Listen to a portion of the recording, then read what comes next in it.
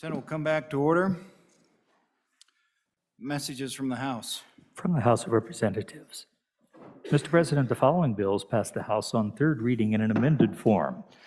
February 21, 2022, message number 117, House Bill number 43, Trophy Game, Big Game, and Wild Bison License Allocations. Ayes 45, noes 11. Message number 120, February 21, 2022, House Bill number 79, Employment Support Fund Amendments. Ayes 37, noes 19, excused 4. Wendy Harding, House Chief Clerk. Mr. President, the following bills passed the House on third reading. Message number 114, House Bill number 9, Economic Development Program, Tribal Inclusion. Ayes 51, noes 5, excused 4. Message number 115, House Bill number 29, Hathaway Scholarship Amendments. Ayes 44, noes 12, excused 4. Message number 116, House Bill number 30, School Finance, Increased Cash Reserves. Ayes 46, noes 10, excused 4. Message number 118, House Bill number 45, Mine Reclamation Bonding, Voluntary Assigned Trusts. Ayes 56, excused 4. Message number 119, House Bill number 46, Partnership Challenge Loan Program Amendments. Ayes 44, noes 12, excused 4. Message number 121, House Bill number 80, Campaign Reports Amendments. Ayes 41, noes 15, excused 4. Signed, Wendy Harding, House Chief Clerk. Reports from standing committees. February 12, 2021. Mr. President, Committee number 1, Judiciary, to whom was referred Senate File 53, Local Government Liability Pool Amendments, respectfully reports same back to the Senate with the recommendation that it do pass. Ayes, Senators Cooper, French, Kolb, Cost, and Nethercott. Senator Nethercott, Chairman. February 21, 2022, Mr. President, Committee number 1, Judiciary, to whom was referred Senate File 99, Public Monies, Deposits in Credit Unions, respectfully reports same back to the Senate with the recommendation that it do pass. Ayes, Senators Cooper, Kolb, Cost, and Nethercott.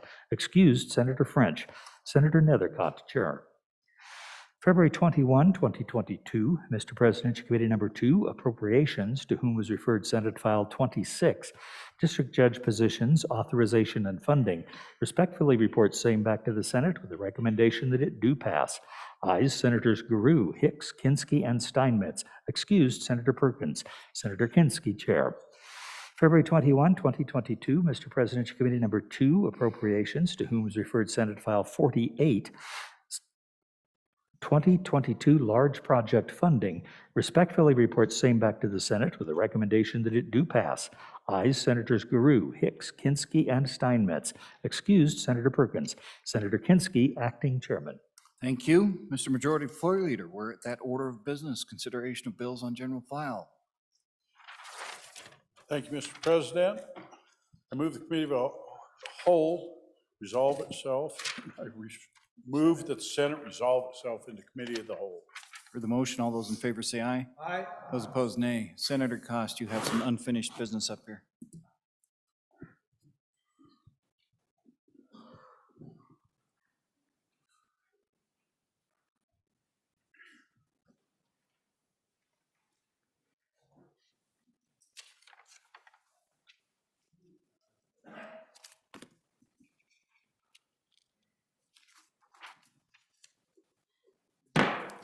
Committee of the Whole, come back to order. Bill for consideration, Senate File 103. Reading clerk, please read the bill. Senate File 103, Education Limitations on Teaching Critical Race History 2, sponsored by Senator McEwen, an act relating to education.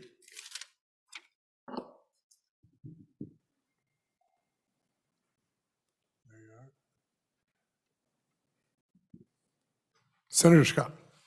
Mr. Chairman, does he wish to read the committee report? Senate File 103, Standing Committee Amendment Number 1, page 2, line 12, delete. What did you wish, sir?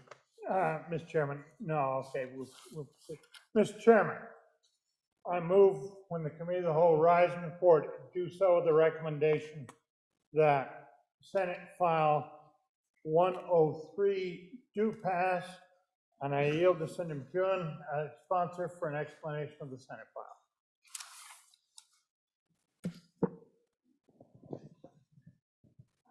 Senator McEwen.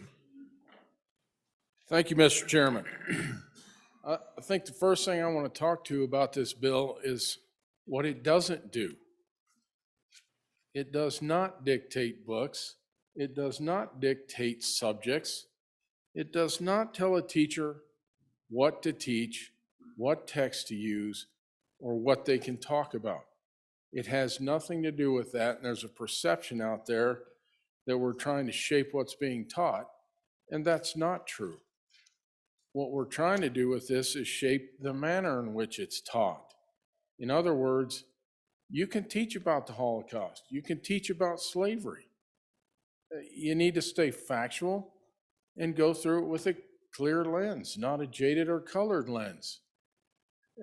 For example, when we were in committee, we talked about slavery in this country, and I would argue that that is a good and bad story. There were some bad people who had slaves. There were good people who didn't have slaves. But the U.S. ended slavery in the country and ended it in a lot of other countries around the world. So there's some positive that came out of it too. I'm going to quote the superintendent for public instruction in the state of Wyoming as he testified on this bill. He said he was a history teacher and he taught socialism, taught about socialism. What he didn't do was teach socialism, if you can understand what I'm saying with that. So what we're really trying to do is get a bigger emphasis on why the country's great, understanding of civics, the Constitution, your freedoms and your liberties, and require an examination on that. How teachers teach that, they know better than I do. I'm not a teacher. I do, however, know what would be good, and if the kids know that stuff, you know if they know it. What was the other quote? I don't know how to define pornography, but I'll know it when I see it. So we kind of look at that. And there was some language in it that bothered a few people. And at that point, we wrote up an amendment, and I think I will turn it back over to Senator Scott to cover the amendment. Thank you, Mr. Chairman. Mr. Chairman, if we could have the amendment read in at this time. Senate File 103, Standing Committee Amendment Number 1, page 2, line 12, delete. Mr. Chairman, I move adoption standing committee amendment. Mr. Chairman, basically what the standing committee amendment did was take out some language that was causing some excitement amongst people that might be appropriate language if we were having a cup of coffee or a cold one with our buddies and we were trying to explain what we did and why. We might use some of this language, but it's more language of advocacy rather than what's appropriate to the law. And what the standing committee amendment does is focuses on the basics, what we ought to really have in the law. And it's a complicated strike and delete kind of thing. Let me read the operative paragraph, which is paragraph B, which does speak, it's defining American institutions which are used in the bill. You can see them online, page 2, lines 2 and 3. It's defining those things, and let me read the definition as it would be if the amendment passes. We say, as used in this section, American institution and ideals shall not include tenants that promote divisions or hatred on the basis of sex, race, ethnicity, religion, color, or national origin, period. And we delete the rest of the paragraph. That focuses the bill on what we want. We don't want those tenants taught that promote divisions or hatred based on that list of things, and that's a pretty standard list. You can see it in any number of places. And that makes, Mr. Chairman, I think that makes this bill a very appropriate bill. So I would urge adoption of the Standing Committee amendment. Discussion on the amendment. Senator Bateman. Thank you, Mr. Chairman. During the committee hearing, I feel like we got a little carried away with the standing committee amendment, but it was okay with the bill sponsor, so I went with it. But then after having a night to sleep on it and my name being on the bill, I'd like to divide the amendment. Division 1 being on your amendment here, looks like lines 3 through 6 being Division 1, and then the rest of the amendment being Division 2. And I would ask for your no vote on Division 1. And here's why, because on Division 1, if you see on your amendment, it deletes page 2, line 13 entirely, which takes out the critical race theory, which this bill is all about. And then on on line 14, further deletes and inserts that promotes division or hatred on the basis, and then it continues on. So I would encourage you to vote no on adopting Division 1, and then we'll talk about Division 2 after we. Senator, are you saying that line 1 goes with both? I said that lines 3, 4, 5, and 6 would be Division 1, and the rest of it is Division 2. So 1 included with, Line 1 would be 2, and lines 7 through 11 would be 2. okay, so that'd be 2. Okay, so we have the division. I think it is divisible. Is there any discussion on Division 1, which is lines 3, 4, 5, and 6? Senator Scott. Mr. Chairman, as I read that includes the part of the Standing Committee amendment that removes lines 13 and 14. Mr. Chairman, I would urge adoption of the Standing Committee amendment. We are removing a reference to some theories that people have that are not very well understood, are not very clearly defined. And I'm afraid that, one, that's a little inflammatory in and of itself, and second, that it will be evaded if we put those back in. People will evade it by just calling it something other than critical race theory and teaching the same stuff. So I think the Standing Committee amendment, Mr. Chairman, frankly, in terms of the language, is a much better way to fix this. And I would urge the adoption of both halves of the Standing Committee amendment. Other discussion? You ready for the question? Oh, I'm sorry. Senator Hicks.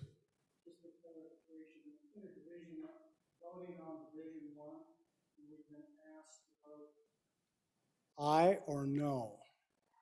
Senator Brightman has asked us to vote no on it.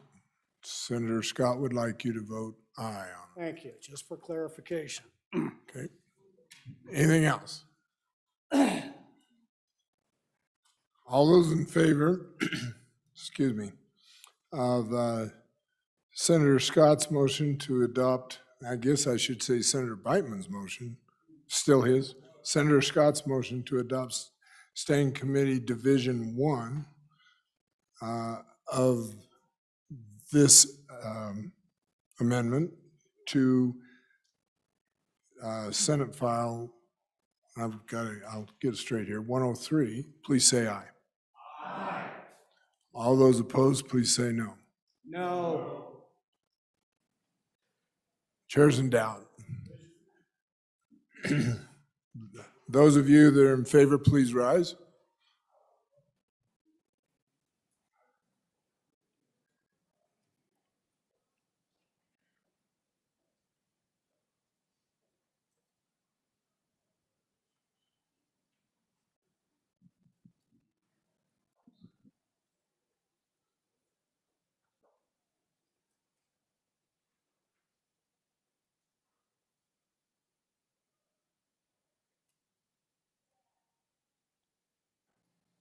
You may be seated. Those opposed, please rise.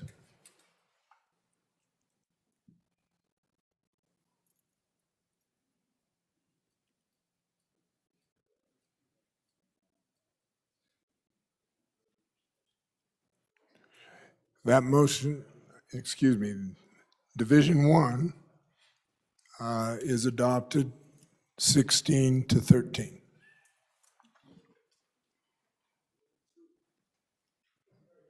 Senator Beitman. Okay, on Division 2, Mr. Chairman, I urge a aye vote. Thank you.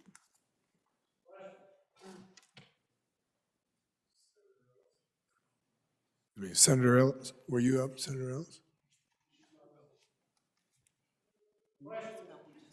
Question? Question's been called. All those in favor, excuse me, of Senator Scott's motion to adopt Standing Committee Amendment Division 2 to Senate File 103, please say aye. Aye. Those opposed, nay. That motion is carried. We've adopted both Division 1 and Division 2. Senator Scott. Mr. Chairman, on and for the bill. I would point out that the bill in this form of this amendment, and correct me, committee, if I'm wrong, I think the vote was 5-0 out of committee. It's something I think we can all stand together on. And Mr. Chairman, just to put this in perspective, there are some people out there who are advocating theories that do, in my judgment, promote racial hatred and do try to hold people now living accountable for things that their ancestors did, really applying modern standards to what happened way back in history and try to make people feel inferior based on that. And I don't think that's reasonable. I have a saying framed and excuse me, on display in my office at home that my late wife brought back from her days serving on the Natrona County School Board. And it goes like this. At some point, we must abandon all hope of having a better past than we do. And I think there's a profound truth in that. You know, the history of our country, of our state, of really all of the human race is one of improvement from a very primitive tribal state where hatreds of anybody who's a little different abounded to our current civilization where this country and this state have been a leader in promoting the notion that everybody is equal before the law. and that really the sins of our ancestors should not be formed. The old term was corruption of blood, but should not rest upon the younger generation that didn't commit those sins. And I think this bill is right along the lines of the philosophy of that framed saying and the philosophy that we all have as our country continually improves and tries to live up to the ideals that it was founded on. So, Mr. Chairman, on and for the bill. Senator Case. Thank you very much, Mr. Chairman. Mr. Chairman, this is a great country. I'm very proud to be in this country. I'm very proud to be here today, talk about this country and our education system. But Mr. Chairman, it's always good to hear the other side sometimes, Mr. Chairman. Education is about opening your mind, broadening your horizons, learning how to analyze. There's a lot that we could learn in this room. One thing I think we could learn is that we are not the local school board. We keep trying that, but we're really not. And I think that's why the Constitution actually is very direct. Article 7, Section 11, textbooks, neither the legislature nor the superintendent of public instruction shall have power to prescribe textbooks to be used in the public schools. Think about the time that was written. Textbooks were kind of the curriculum, you know? They didn't have other ways of doing it. And they're saying, legislature, stay out of this space. We grant all this power to local school boards. Let's stay out of this space. Let's accept that people have different ways of looking at things, and let's try to figure out how to move forward with that. We're not a perfect country. We are a great country.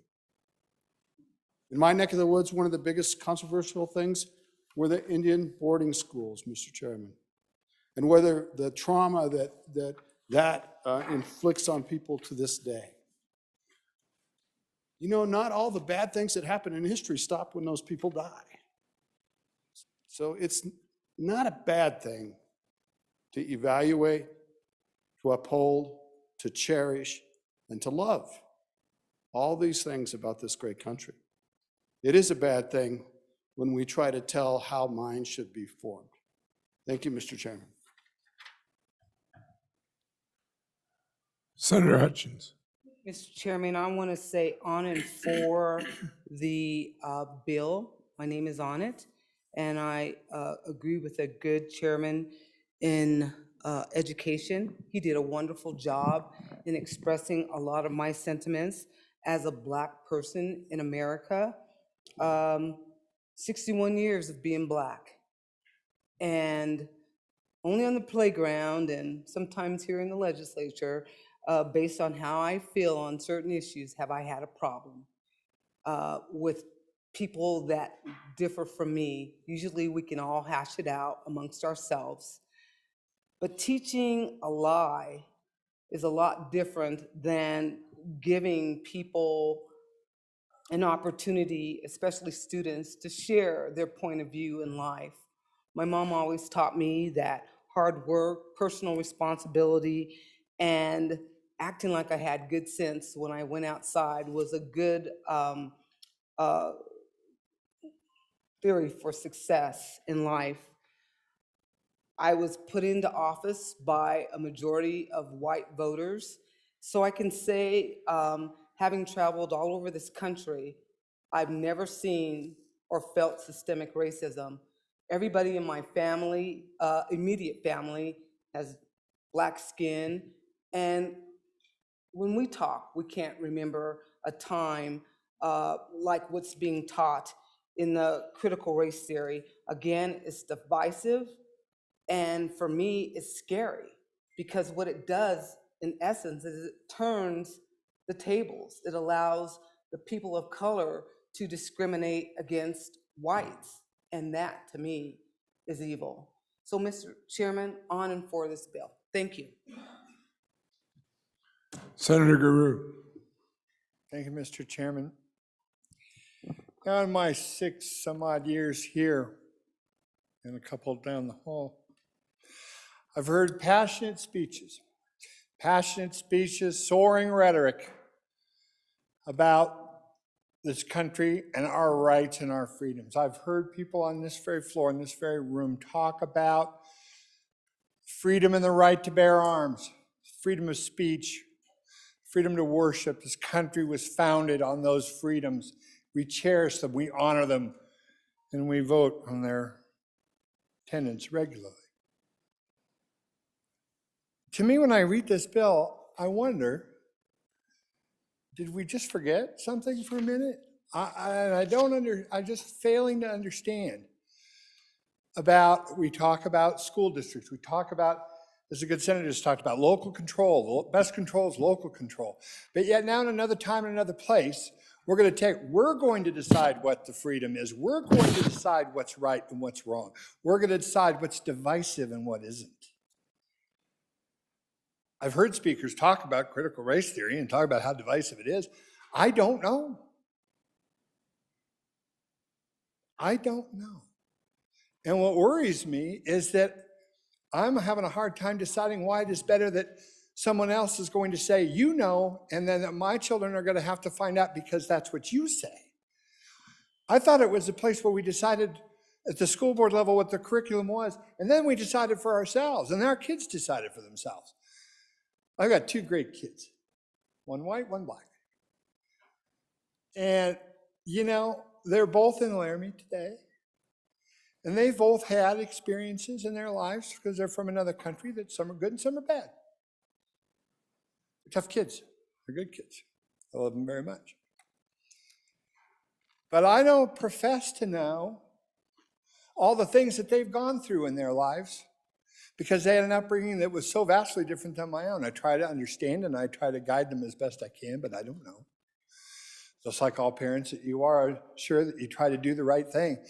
But one thing I try really hard not to do is impose anything on them. And usually when I try to do, I fail miserably at it. And so that's when I look at this, I wonder, I thought we were all supposed to have these rights, these inalienable rights, that we were supposed to figure these things out for ourselves, learn, take in the information, make value judgments, and decide. We do it each day here. And I will be in just a minute on this bill, and so will you. So I ask you, be careful sometimes of the power, don't you think? Be careful of the power that you're asking to portray out amongst the masses. When in other times, in other places, you demand the freedom, demand the right to make the decision for yourself. And now today, we'll decide. It's a slippery slope. Thank you, Mr. Chairman. Discussion?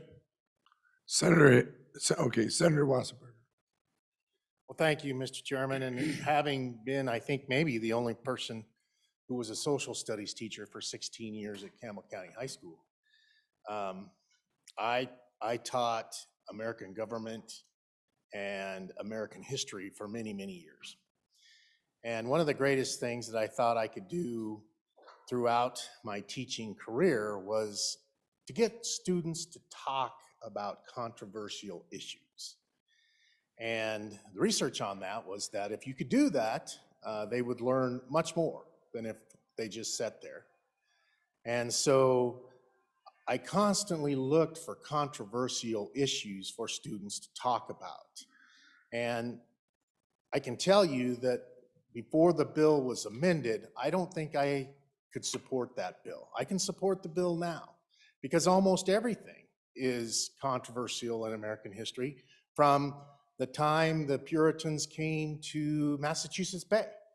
They came from England because they thought the church was too Catholicized. In other words, they had too many Catholic ceremonies in their church, and so they wanted to purify that church. And that was extremely controversial at that time. Not so controversial today. And then next you talk about the Native Americans. Well, why did the Puritans manage to colonize Massachusetts Bay? Because the Indian tribes there had been wiped out previously by a ship that stopped by that had smallpox. And if you talk about that to kids, sooner or later there's going to be a Native American in that classroom that really is offended by that. And so the way I see the bill now, we can still talk about those things. We can talk about the controversy and the tenets of communism or socialism or whatever it happens to be. And so I would urge the floor to vote in favor of this. It keeps social studies teaching, talking about the controversies throughout history. And that's what history is. Thank you, Mr. Chairman. Senator Hicks. Yeah, Mr. Chairman, I'd just like to share with you guys a little thoughts from a guy named Abraham Lincoln. And I keep a quote of this in my house because I think it's pertinent to the discussion we have today. And it was Abraham Lincoln says, if you want to know the philosophy of your government tomorrow, then you need to look at what they teach in the classrooms today. Thank you, Mr. Chairman. More discussion? Discussion? Mr. Senator McCown. Thank you, Mr. Chairman. I think I'll try to bring this home now. I'm curious, we're referencing the Constitution and textbooks. There's no mention of textbooks in here. There's no mention of what material to be used. There's a mention of teaching it through a clear lens.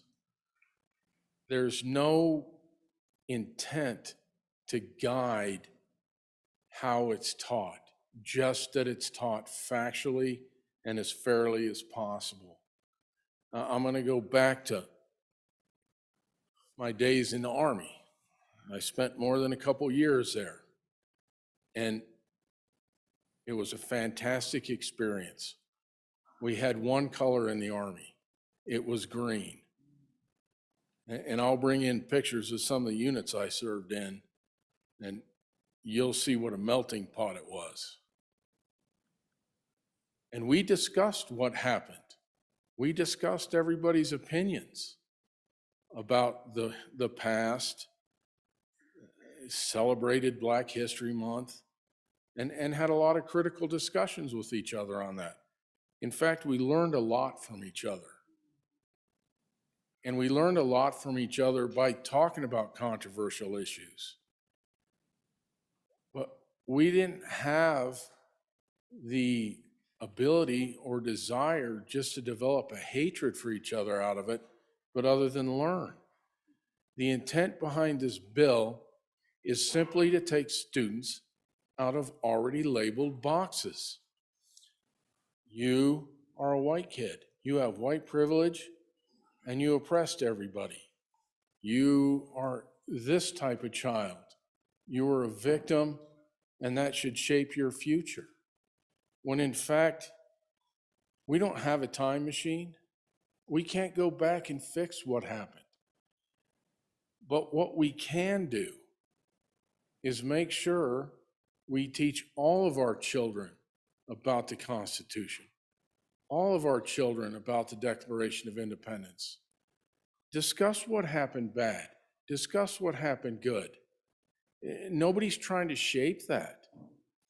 And as far as we don't have anything to say about what schools teach in this state, we're talking out of both sides of our mouth. I believe we just turned around last session and developed this thing called a basket of goods, which guides the curriculum. So when we want to, it's good. When it becomes something we find controversial, we fall back on we're telling them what to teach. And nothing in here tells anybody what to teach. Nothing. All it says is do it in a manner that doesn't promote divisiveness and hatred towards another group. And the question I got asked in an interview, okay, so you fixed it in the Army, everybody's green, how do you fix it in Wyoming? Well, I'm going to tell you how we fix this in Wyoming. We're proud to be Wyomingites. We're going to be proud to be U.S. citizens. We're going to be patriots. And we're going to be well learned about it. But the first thing we're going to learn is why this is a good country. That's the first part of this bill. and we're going to cover what wasn't good, because if you don't learn history, you will repeat it. And I believe that. So I'm giving one of them passionate speeches. But at the end of the day, we can fix this pretty simply. And we don't have to step on teachers' toes. We don't have to step on school boards' toes. We don't have to step on superintendents. There's already, and I've talked to a couple of teachers, there's already provisions for if a teacher violates this. That's why there's no penalties in here. I'm not going to presume to know how you discipline professional teachers because I'm not a superintendent. I'm not a school board. I'm just asking them to help us end this problem in the great state of Wyoming before it starts looking like the state to the south of us, 3 or 4 to the east, where they're having huge problems with this. We should just nip it in the bud. On and for the bill, and I appreciate your time. Thank you, Mr. Chairman. Question's been called. All those in favor of Senator Scott's motion, that when the committee of the whole rises to report it, do so with a favorable recommendation of Senate File 103, say aye. Aye. All those opposed, no. The ayes have won. Senate File 103 has passed the committee of the whole. Mr. Floor Leader, that clears the desk.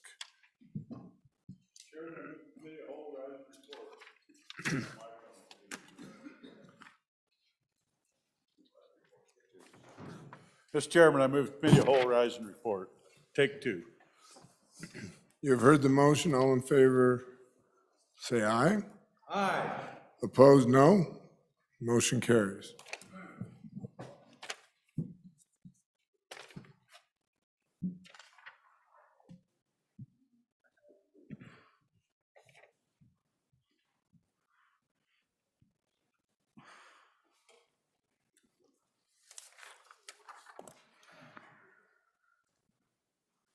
Reading clerk, please read the committee of the whole report.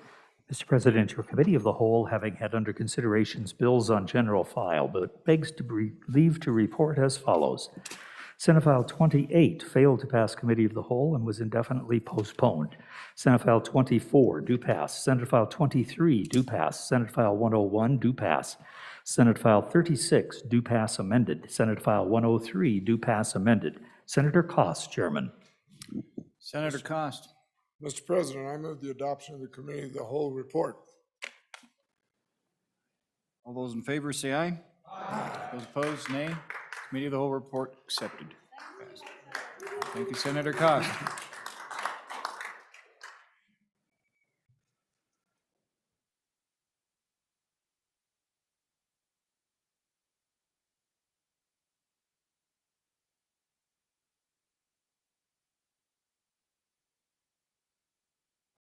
Okay, let's continue. Senator Kolb. Thank you, Mr. President. Having voted on the prevailing side of the failed vote referral to Senate File 97 from Standing Committee Number 7 Corporations to Standing Committee Number 5 Agriculture, I move for immediate reconsideration of the question on the referral. Thank you. We may ask you to just repeat that one more time, the Senate file, so that everyone hears.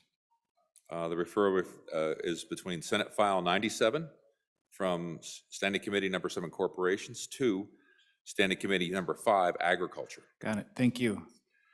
Everybody clear what we're doing here? Absent objection then. Senate File 97 moves from Corporation 7 to Senate File 2, Agricultural Number 5. Senator Kinski? He's asking for a vote to reconsider. Vote to reconsider, that's correct. Sorry, my apologies. So let's, all those in favor say aye. Roll call, please.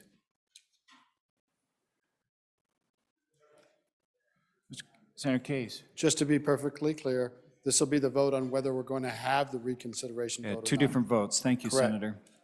First vote is for consideration. Next vote would be to move it. Thank you. For reconsideration. Anderson? No. Baldwin?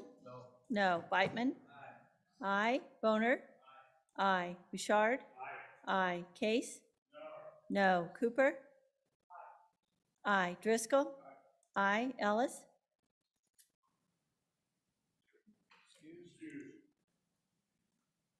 French? Aye. Furphy? No. Guru? No. Hicks? Aye. Hutchings? Aye. James? Aye. Kinski? Aye. Cole? Aye. Cost? No. Landon? No. McEwen? Aye. Nethercott? No. Pappas? No. Perkins? No. Rothfuss? No. Salazar? Aye. Schuler? Aye. Scott? No. Steinmetz? Aye. Wasserberger? No. President Dockstetter? Aye. Closing vote. Closing. Vote closed. For reconsideration, 16 aye, 13 no, 1 excused. By your vote, reconsideration has been approved. Now roll call on the proposal to move Senate File 97 from Committee Number 7 to Committee Number 5. Senate File 97, referral. Roll call. Anderson? No. Baldwin? No. Beitman? Aye. Boner? Aye. Bouchard? Aye. Case? No. Cooper? Aye. Driscoll? Aye. Ellis excused. French? Aye. Furphy? No. Guru? Aye. Hicks? Aye. Hutchings? Aye. James? Aye. Kinski? Aye. Cole? Aye. Cost? No. Landon? No. McEwen? Aye. Nethercott? No. Pappas? No. Perkins? No. Rothfuss? No. Salazar? Aye. Schuler? Aye. Scott? No. Steinmetz? Aye. Wasserberger? No. President Dockstetter? Aye. Closing vote. Closing. Vote closed.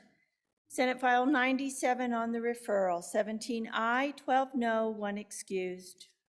By your vote on the referral, Senate File 97 moved from Committee 7 Corporations to Committee 5 Agriculture. Mr. Floor Leader. We need to move back into Committee of the Whole.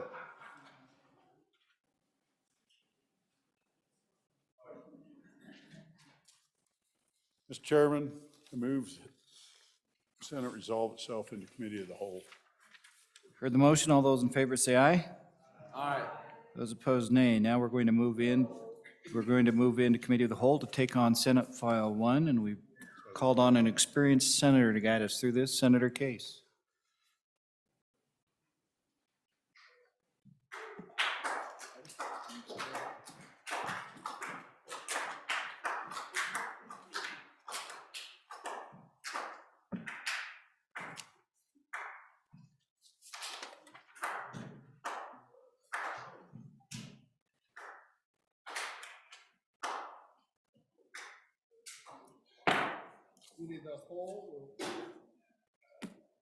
The Committee of the Whole will please come to order.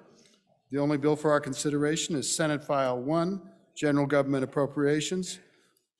Would the reading clerk please read the bill? Senate File 1, General Government Appropriations, sponsored by the Appropriations Committee. You've heard the reading of the file. What is your pleasure, Senator Perkins? I guess, Mr. Chairman, I move the Committee of the Whole rise and report to do so with the due pass recommendation on Senate File 1, the budget bill, and ask the body's favorable consideration. Mr. Chairman, with just a few introductory remarks, Mr. Chairman, to do this, you should have a couple documents. One of them is the budget bill itself. You should have that, Senate File 1. Another one you should be pulling out is what oftentimes we refer to as the cheat sheet, which is actually the summary review. In fact, most of the presentation will be off the summary review with some references back to the budget bill. That'll be handy for you. Another item you should have in front of you also is you had a couple of handouts associated with this bill that you want to have as we go through the bill and for our discussion of this bill today and tomorrow. There's a packet that came out that looks like it says American Rescue Plan Act on the front. In this pack, there's just a number of helps to you, and you're free to disregard these in total or to look at them in detail. But we wanted to make sure that you had some background information on a number of things that'll come through the budget.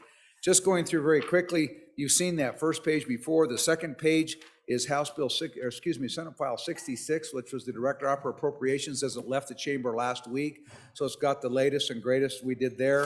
Then the third page is just a total summary of all of the what are called the fiscal recovery funds. Those are sometimes called the revenue replacement funds. The portion of ARPA that was able to be replaced, used so you could recoup money that you expended on COVID-related government expenditures. Another one we have after that, you'll see letter 17, which is quite a long letter from the governor. The governor, after he submits his original budget to the Appropriations Committee, if he has subsequent changes he makes, he writes letters. There's a number of letters that are out there. This letter is 17, which is what his suggestions were with respect to ARPA, both water conserved, ARPA direct dollars and these ARPA replacement or ARPA conserved dollars that we call them. After that, you'll see some references and there's some documents that we're referring to as you go through various departments. There's some stuff on ESSER 1, ESSER 2, and ESSER 3. Those were large government programs that distributed money out to school districts around the state.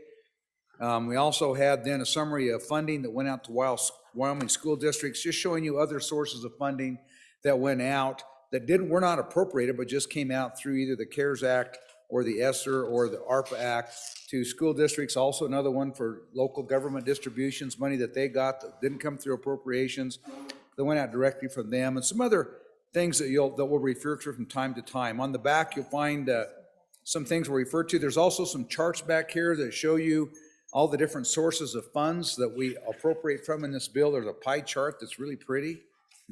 You don't even have to color it in. And then we've got some, like I say, some other documents we're referring to as we go through, but just might keep that handy because it'll give some background information when we get into the budget. Additionally, Mr. Chairman, the budget before you includes appropriations of about 2.769 billion of general fund. This is 74 million higher than the governor originally recommended and the judicial branch originally recommended. However, the Joint Appropriations Committee, though it's 74 million higher than what they recommended, of that higher number, the JAC recommended depositing $142.5 million into permanent savings. So even though the appropriations are higher, like I say, over almost $1.5 million going to permanent savings. And therefore, while the JAC is recommending a higher level of appropriations or transfers, it's actually $62.3 million less in spending and $6.2 million in higher revenue due to deposit of money from the royal grant of mineral royalty grant into the general fund. Budget bill includes an authorization of 7,063 full-time employees and 255 part-time employees.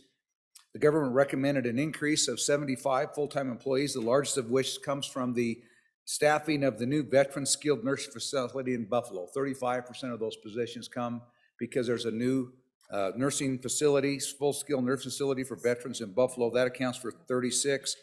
And additionally, there's some human resource staff and game and fish, for example, that were always the state employees, and so now they're just being included in the count.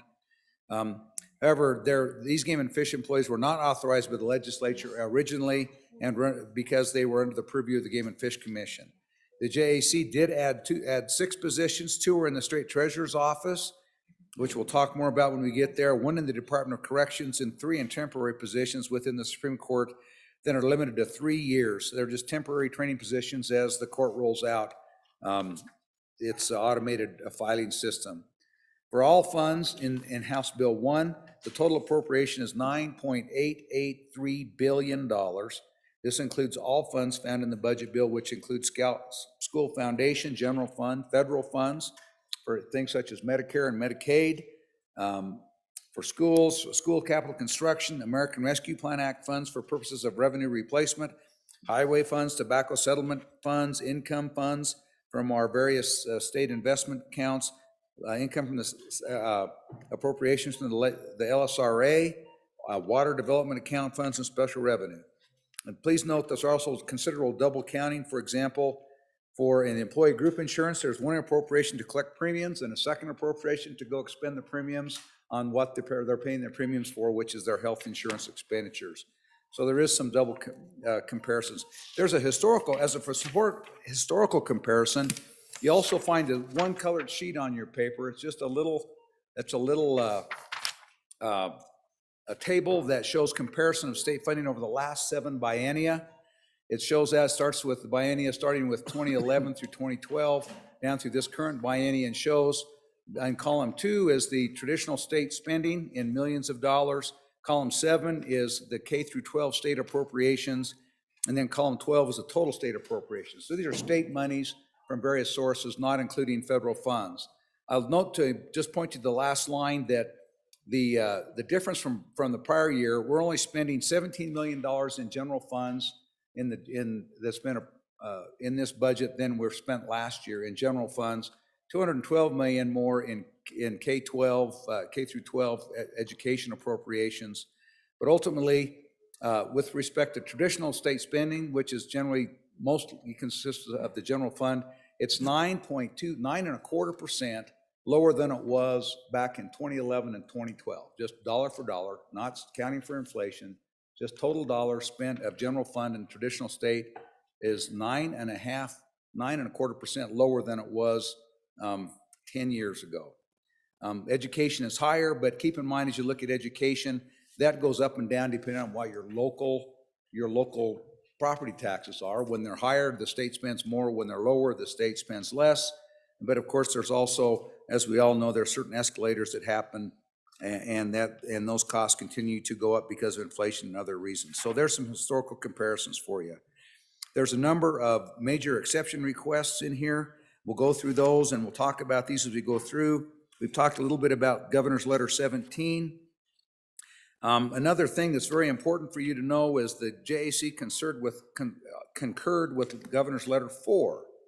Governor's Letter number 4 recommends $54 million in general funds for increased employee compensation with a commensurate amount of other funds supporting employees funded with federal or other funds. This recommendation covers the executive branch, the judicial branch, the University of Wyoming, and community college compensation. It is to be distributed based upon market, intended to adjust pay table to 2020 market minimum for all occupations within the traditional executive branch, and then provide a second component based upon merit or employee performance. These merit performance for state employees are expected to range from 1.4 to 7.35% of salaries, and funding is sufficient to cover employees for the biennium. The governor has also other general actions that the JAC took, as the governor recommended a multiplier for the state, university, and community colleges for the replacement costs for major maintenance for the biennium. The JAC reduced that multiplier to 2%, resulting in savings of approximately $40 million. However, we believe that from our recollection, we believe that that's higher than we appropriated for major maintenance in the last biennium, particularly after the stage 2 and 3 cuts that we made last year. The Department of Health, which everyone knows is the largest agency generally funded, that has general agency funds in it. The total budget for this the upcoming biennium is proposed at $1.93 billion from all funding sources. This compares to a total budget of $1.87 billion from all funding sources in our current biennium. Importantly, you will see in section 309 that the JAC has concurred with the agency's request and the governor's recommendation to carry forward up to $80 million, which now is probably a little bit higher than that as we get through the biennium of previously reported but appropriated unspent general funds in the current biennium to this biennium. We did that for a couple of reasons. One is it helps us control our maintenance of equity issues by not having to reappropriate that money. And that is one of the main reasons we did that. During the discussion with the Department of Health, members We talked about how this was done. You'll also see that we tried to carry forward when this body came back and last year in the general session said we had cut too far in the supplemental budget. We tried to carry forward those increases that you voted to put back in the budget last year. So those have been carried forward and maintained going forward. Board of Tourism, this is the first biennium in which the Board of Tourism funding is shifted away from the general fund and onto the special revenue fund that comes from the lodging tax. You'll see, and we'll talk about how that works. K through 12 funding, the governor recommended an ECA for 2023 only in the amount of 37 million. JAC reduced this recommendation to 10.2 million for utility and energy costs and educational supplies, but denied the compensation portion of the ECA for teachers and staff. And we'll talk about that more as we go through the various budgets. Additionally, you'll see some fairly large swings in the school foundation program budget. The governor was able to incorporate 95 million reduction of state funding, largely result from higher forecasted local revenues, not reduced total funding for K-12 school district operations. Again, that goes back to your sales taxes. The state's guaranteed goes up and down in large part based upon what happens in the property taxes in your local school districts. And then in January, you'll see an increase of 20 million, which was presented to the JAC by the Superintendent of Public Instruction in her letter number 1. This increase is due to AMD, which is the average daily attendance records. So that's just a calculation that comes to us.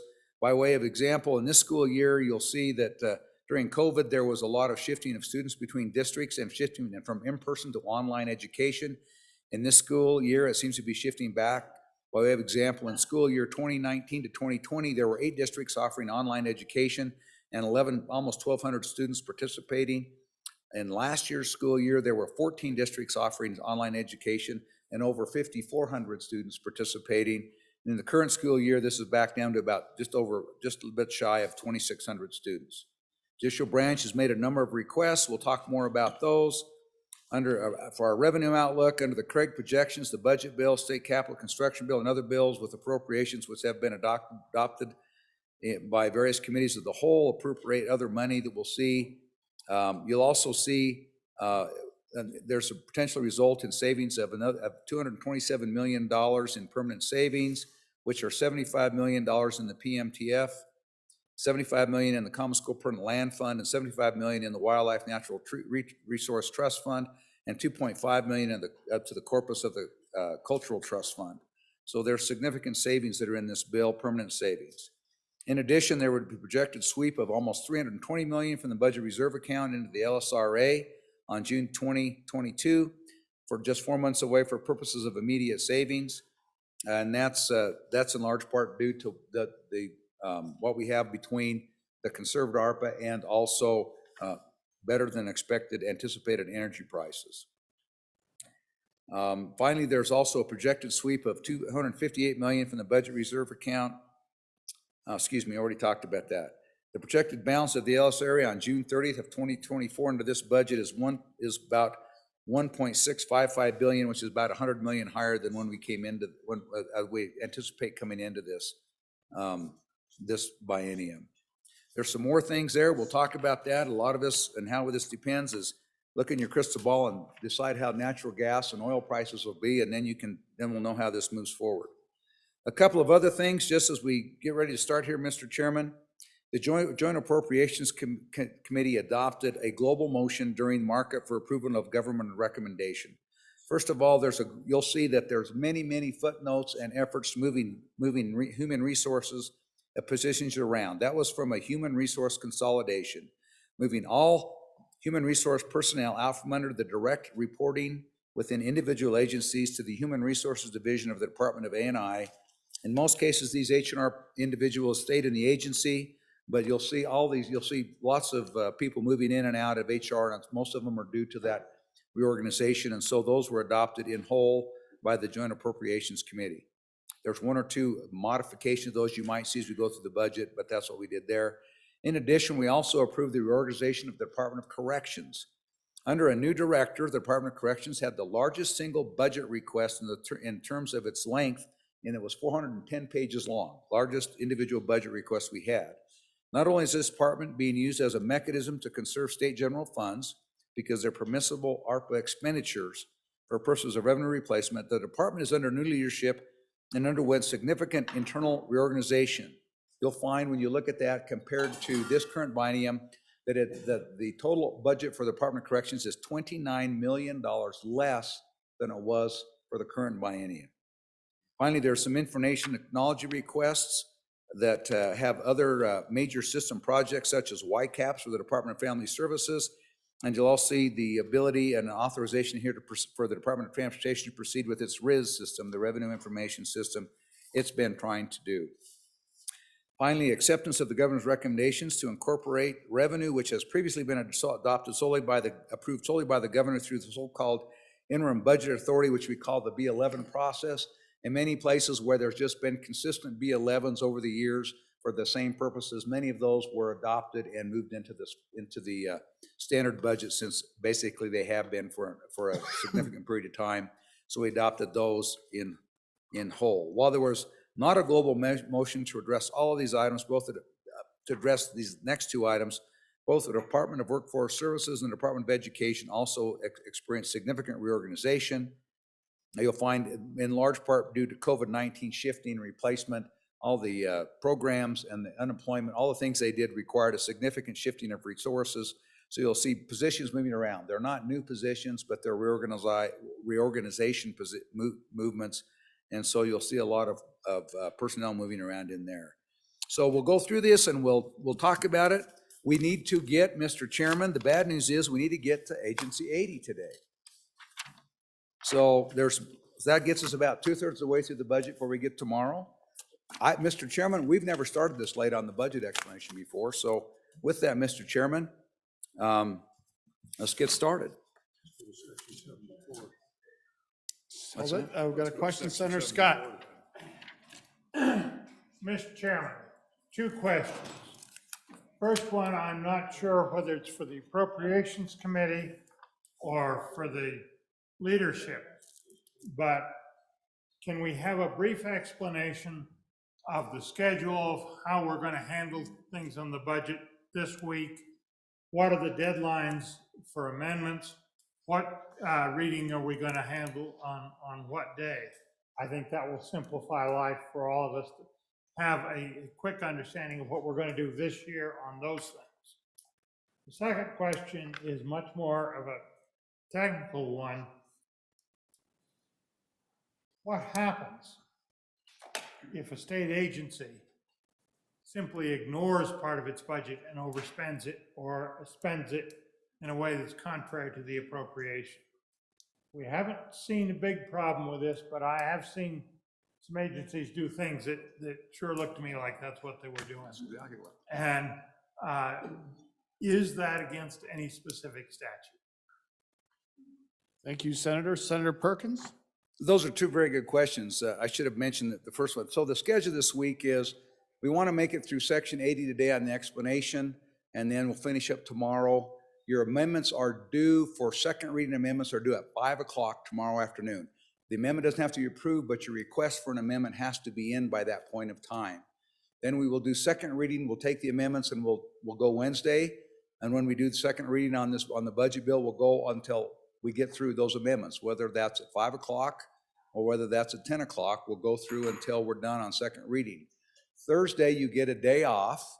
We will not do budget on Thursday, and you have until 5 o'clock on Thursday to get your budget amendment requests in for third reading on Thursday, for third reading then on Friday. And Friday, we will start on Friday in third reading, and we will go all the way through the budget until we've re-examined and voted on all of the third reading amendments and the budget bill on Friday.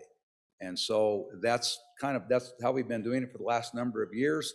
That's the reason why I have such a great chairman in the chair today, so he can help move us through these things. But then going back, so the other one was what happens when a state agency overspends its budget. We look at those things through what's called the Chapter 17 reconciliation. The staff look at that, and it's really a geeky thing for a legislator to be involved in, but our staff does a tremendous job. Our fiscal, and they go back and look at that. We've actually had a couple of those this year, and then folks are called on the carpet. And I'll just give you one example. One of the most egregious examples was the Real Estate Commission. Real Estate Commission has The Real Estate Commission gave raises, they did reclassifications, they went outside in some cases, the budget authority, the classifications that were given for them. We've had, most of you probably had some complaints from your local realtors about some of what's been going on there. And basically, that and one other agency almost basically told the Appropriations Committee that we'll do what we want to do, and it's not you don't get to decide, and that's not true.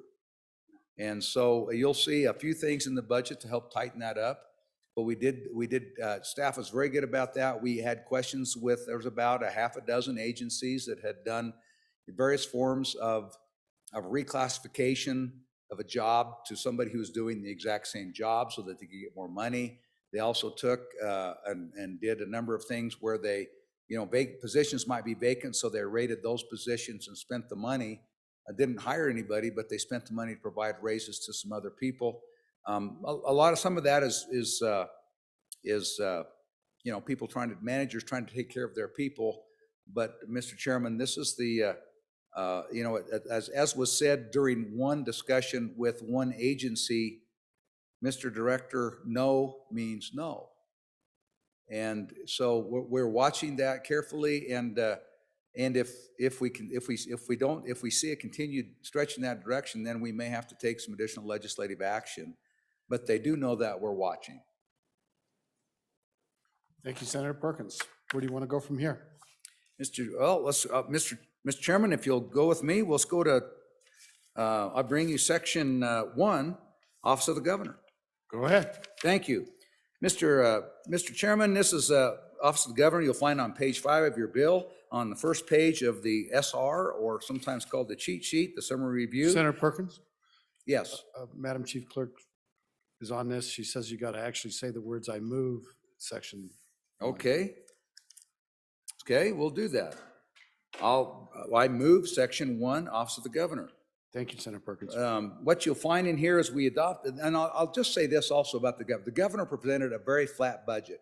He did a great job and made our lives much easier with respect to the standard budget in how he handled things. So there's a good shout out to the governor and his budget staff of how they presented. It made things a lot easier to go through. And so then anything that wasn't a standard budget was an exception request, and the governor went through those and did a good job of either adding or denying those. And so ultimately, when the standard motion in JAC for years has just been the governor's recommendation. And so if nobody changes the governor's recommendation, then ultimately it's adopted. And so you'll see as we go down through that when we have a note on the SR, those are notes on the SR. They do not translate to the footnotes in the budget. You will see sometimes in the SR notes a reference to a specific footnote in the budget. But just be clear, when we're talking about an SR note or a cheat sheet note, those are the ones that are on this summary sheet. When we talk about footnotes, then we're actually talking about a footnote that's in the bill.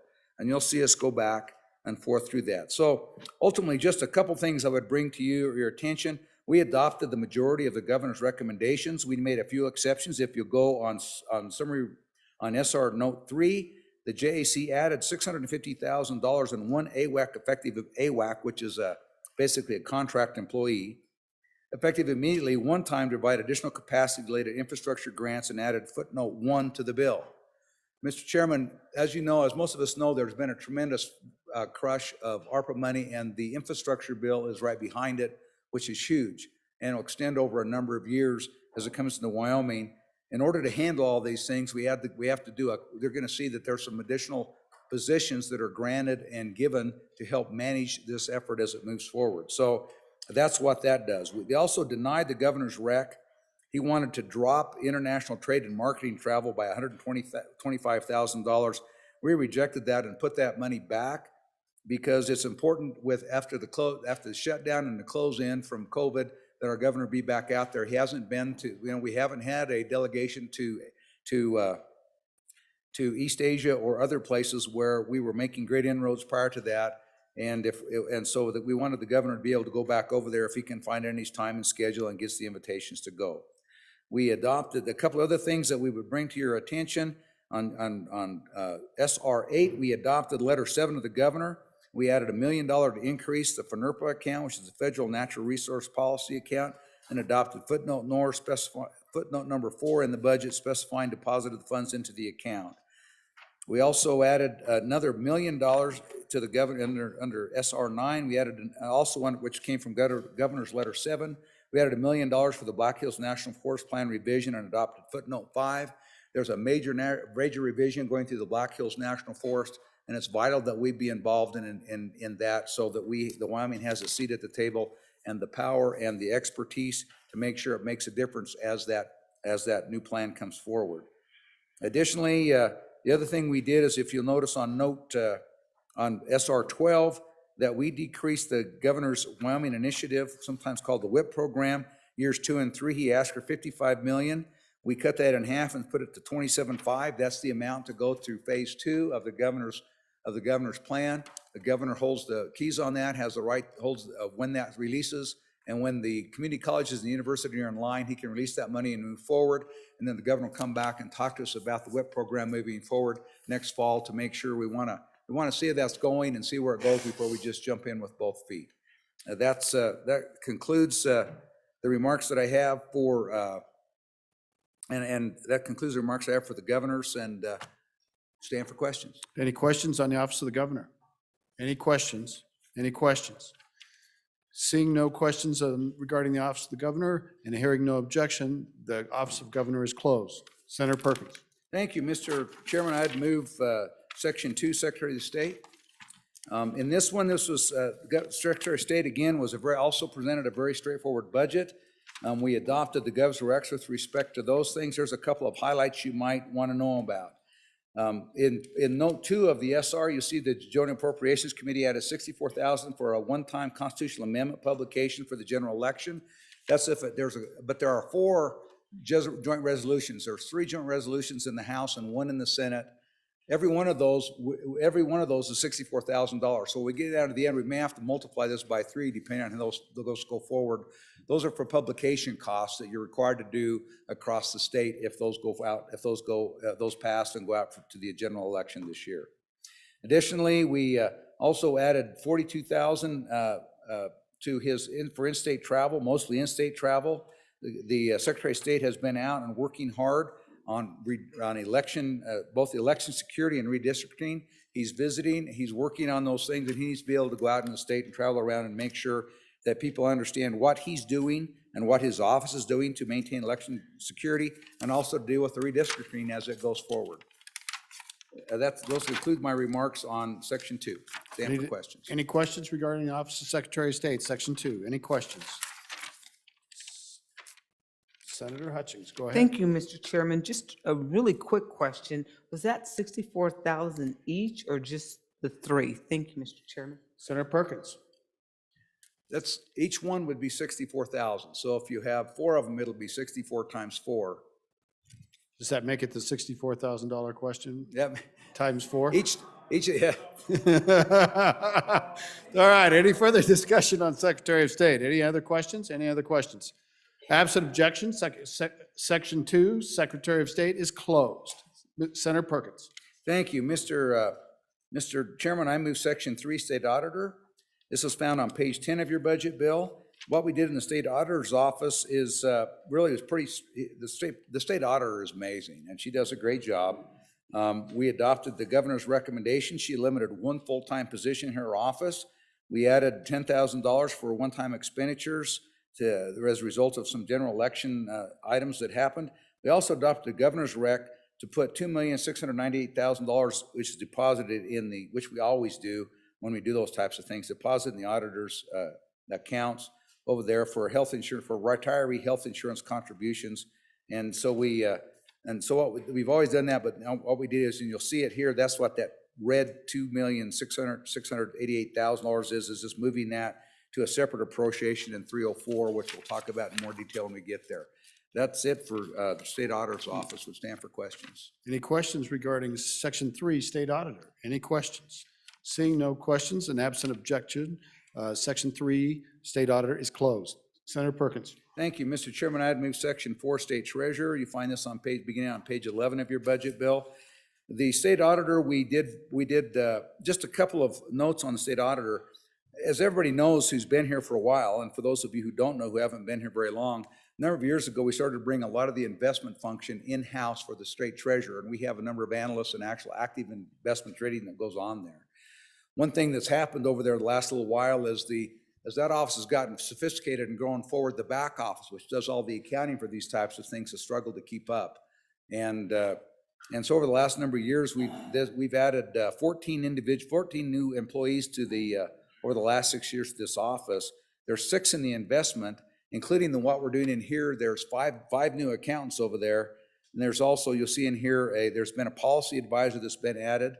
And there's also been a chief operating officer or COO that you'll see in here, some recommendations. Most of those came from a CLA report, which is an independent consulting firm that came and looked at our back office and said, what did we need to do? Many of you saw that report last year, and so we're continuing to implement a number of those. So when you come in here and look at these things, there's a couple things as we go through the treasurer's office, and we'll get to those other ones in just a minute. But you'll see that you'll find in number 1 that this is at the request of the treasurer's office. They took one full-time person out of the lost property, and they moved that person to be an administrative assistant in the treasurer's office. That helps, they believe, satisfy some of the shortages that they've had due to some of the things they had to do with an HR person that was there that then retired. We also, and you'll see that's what kind of 1 and 2 do. We also see that there's been some, you'll see kind of 3 through, as we go down through 4 through 9, most of those are implementing various things that were requested by the CLA report. And so we're adjusting that office and continuing to build out, particularly the back office, so they can keep track of that money. And we're a little bit behind now. The state treasurer just recently brought in one of the big 4 accounting firms to help them figure out some issues they're having in the back office accounting.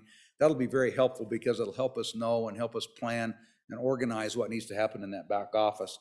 Give the treasurer a good idea, so when the treasurer and the SLIB board acting as state investment committee come back, we'll be able to continue to work on this office and make sure that it works.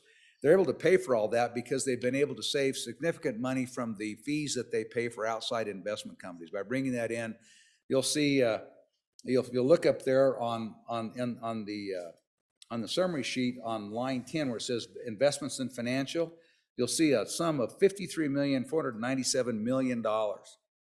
Those are fees that we appropriate for outside investment people to manage our money for that.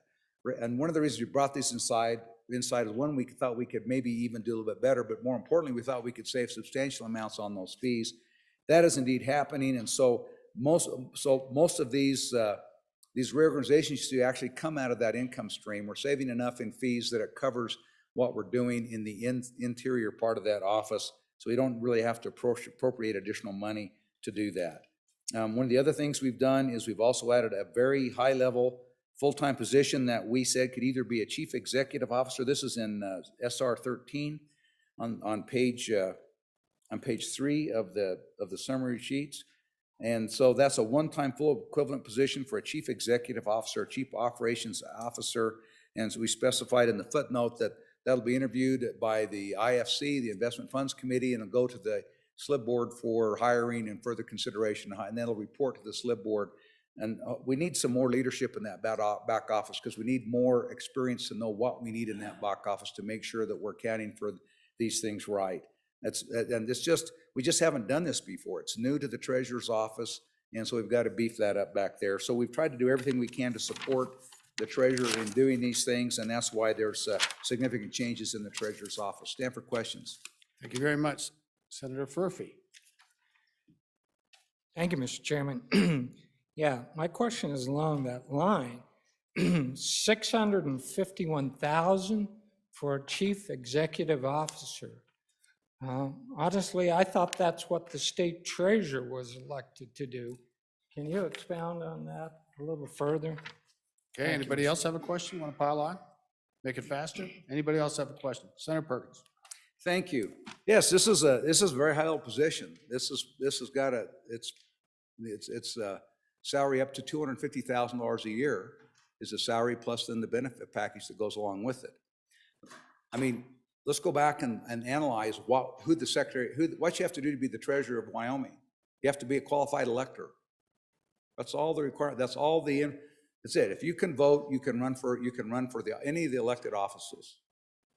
And so that expertise doesn't always necessarily rest in the treasurer's office. That's item one. Item two is that right now you have the chief investment officer who is trying to invest the funds appropriately. And what happens is he's getting completely bogged down in the administrative parts of that office.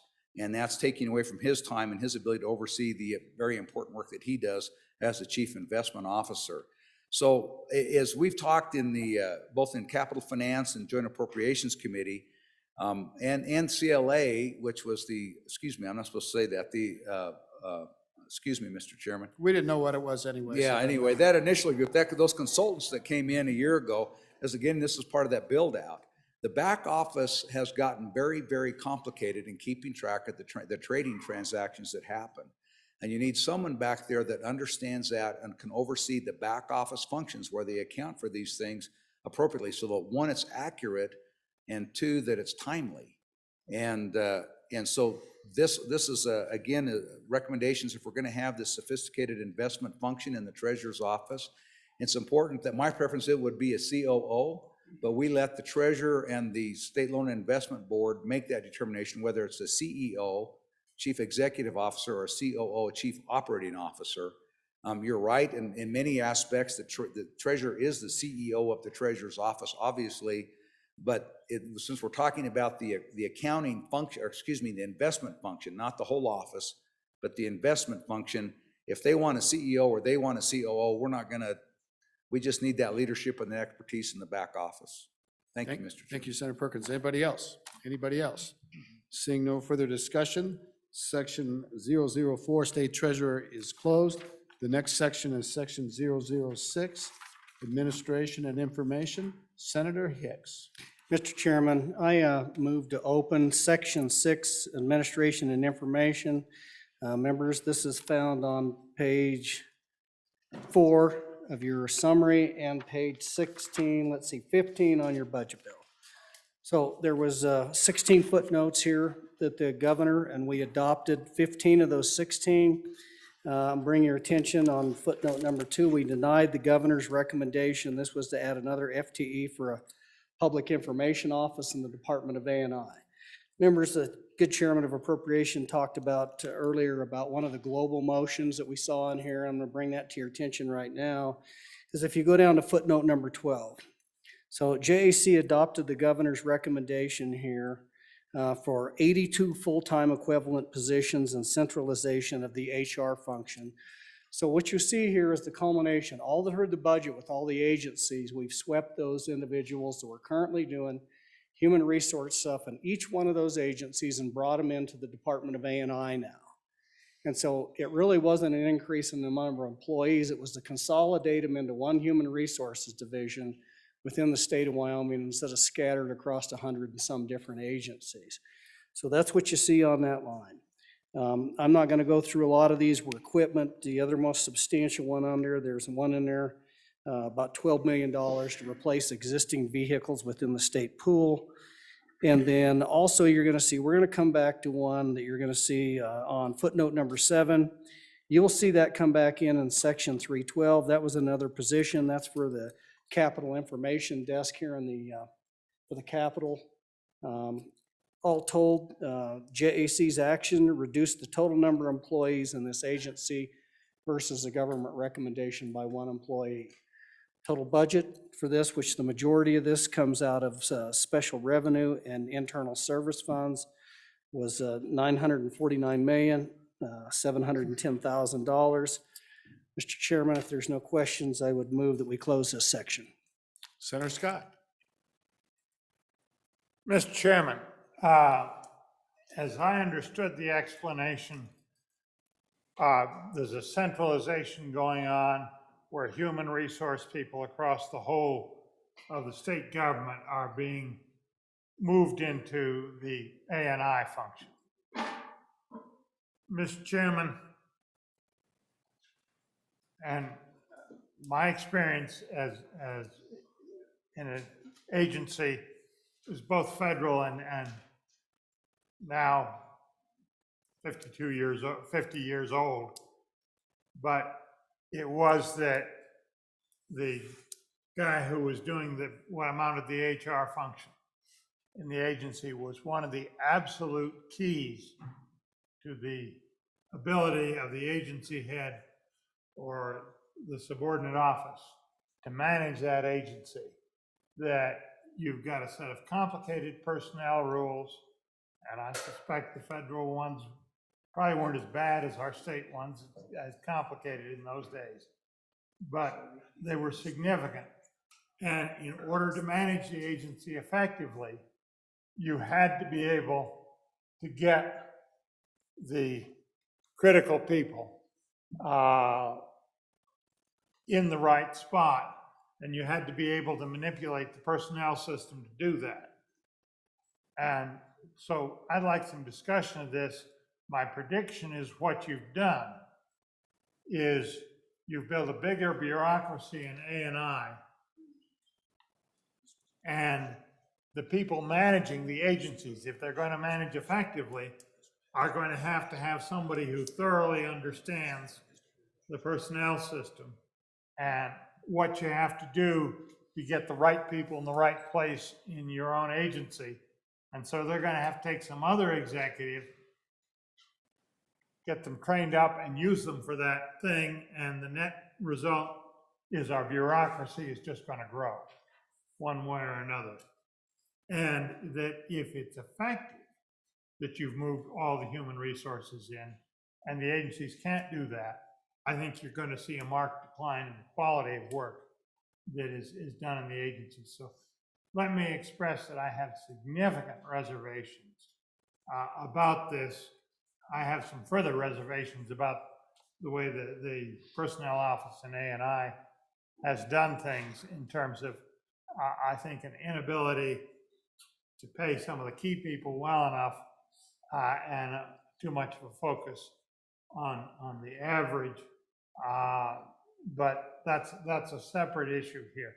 I'm quite concerned that you've essentially removed a key part of the management term of each agency, put it centrally, in one way or another, they're to be effective, they're going to have to recreate that at the agency level.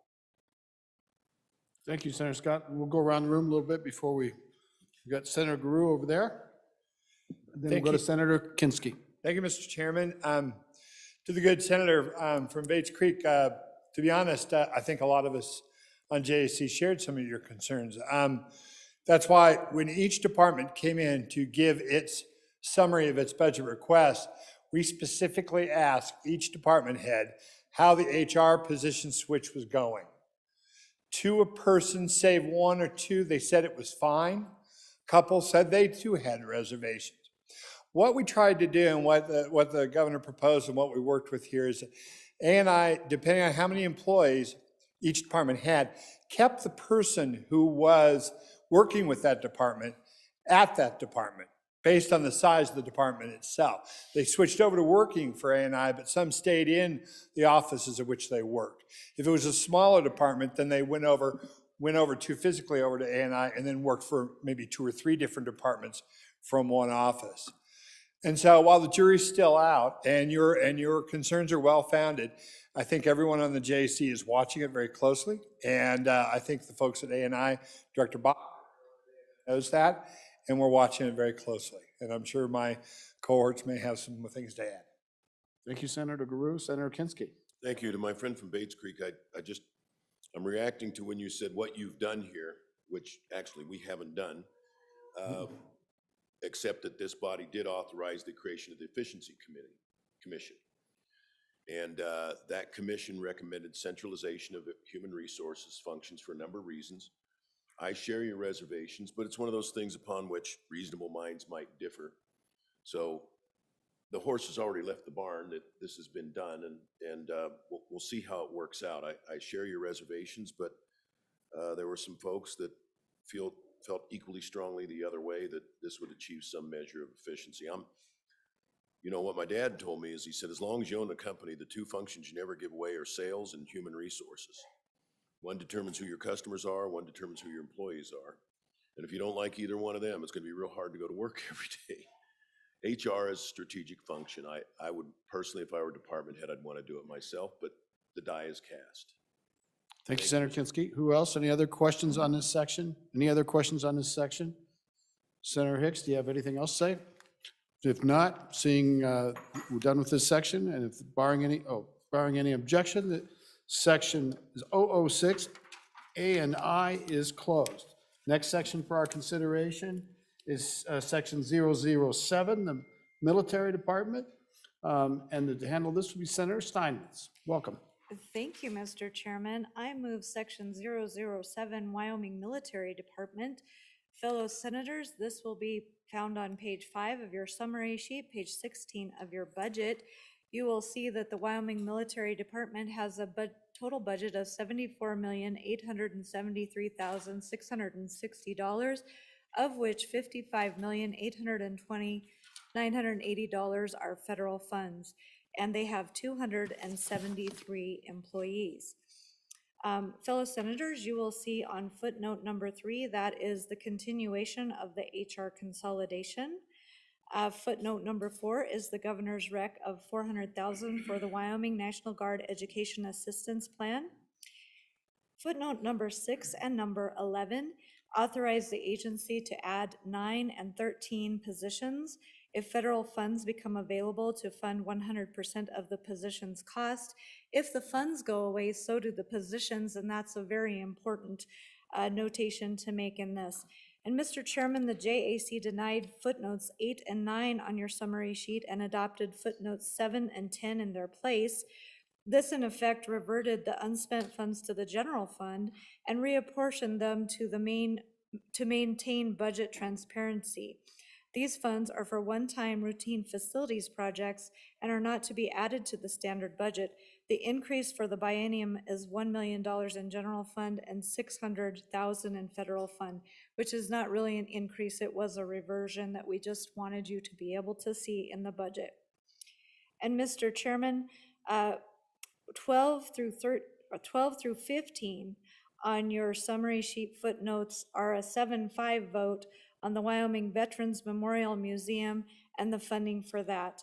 And Mr. Chairman, that concludes my remarks on section 7, Wyoming Military Department. Thank you, Senator. Any questions on section 7? Any questions? Any questions? Senator Landon, are you standing up back there? I think you are. Yeah, barely. Thank you. Mr. Chairman, I'm sorry to hold it up. I did have a question. Given the comment on 7 to 5 votes, I think we know what that means. I'm just curious, if we were to shut that museum down, what is the thought there? And what was the debate regarding what we want to do with that Wyoming museum? That caught my attention, and I'm just curious about that. Thank you, Senator. Any other questions for Senator Steinmetz? Any other questions? Back to you, Senator Steinmetz. Thank you, Mr. Chairman. The Wyoming Military Department mentioned they have another facility on Pershing Avenue here in the capital city that is a little bit less expensive to maintain, and so that's just something they mentioned during the budget presentation. Okay, thank you. Any other further questions on section 7, Military Department? Anything? Anything? Were you done, Senator Steinmetz? I'm done, but I'm on the next department, so Oh, I'm okay, standing you up. bet. So absent objection, then we'll go ahead and close section 7, Military Department, and we'll take it back to Senator Steinmetz to talk about the Office of the Public Defender. Thank you, Mr. Chairman, and I move section 008, Office of the Public Defender. It is on page 6 of your summary sheet, page 18 of your budget bill. This department has a budget of $25,266,968 and 92 employees. On your summary sheet, footnote 1, JAC added footnote number 1 to allow the agency to expend special funds as necessary to address caseload work requirements and geographic distribution. This just makes them a little bit more nimble and they can get the funds to where they need them. Footnote number 4, we adopted the governor's recommendation to allow the agency flexibility to move funds from 100 series to 900 series contract services for court-ordered private attorneys, and that is just between your personnel to your contract personnel, and we gave them that flex authority. And in summary sheet footnote number 5, JAC added section 303, and we'll discuss that more in section 303, the end of your budget, to carry over the capital case funding from the previous biennium. That's approximately $1 million. That concludes my remarks on section 8, Office of the Public Defender. Thank you, Senator Steinmetz. Let's see if there's any questions. Any questions on Office 8, Department of Public Defender? Seeing none, absent objection, we will close section 008, Office of the Public Defender. The next section for our consideration is the Department of Agriculture, and for this, we'll go hear from Senator Hicks. Senator Hicks. Mr. Chairman, I move section 10, Department of Agriculture, and that is found on page 7 of your summary, and then page 19 on your bill. Members of the body, there's not a lot of changes here. We adopted the governor's recommendations on all of his recommendations, and then the JAC added one. If you'll see, the only action that the JAC took within the Department of Agriculture, we added $300,000, and then we footnoted that down in footnote number 12, and that was for the Wyoming Ag and the Classroom Program. Other than that, most of those other changes you see in footnote 1 through 13 are for equipment, IT, and lab supplies. I do want to bring your attention to footnote 14 and 15. The chairman of Appropriations Committee already talked about this. You're going to see these through many of these agencies. This is where historically every year the governor would have to B11 something into this agency, and through the new budgeting process that we've adopted, these will now become part of the agency's standard budget instead of having to B11 those. And that's what you see in footnote number 14 and 15. Mr. Chairman, if there's no questions, I'd ask for adoption of Section 10, Department of Agriculture. Okay, any questions? Any questions on Section 10? Any questions? Seeing none, and absent objection, Section 10 is adopted. We'll now move on to Section 11, Department of Revenue. And looking up to see these fine appropriations members, Senator Guru. Thank you, Mr. Chairman. I move Section 11. Section 11 is found on page 8 of your summary sheet, page 20 of your bill. It's the Department of Revenue. If you look down to the footnotes, if you draw your attention, or can I draw your attention to footnote number 4, the governor's rec of $3,071,000 for contract services related to the excise tax system and mineral tax system. As you know, we've been switching over to a monthly collection system, and that is part of that process.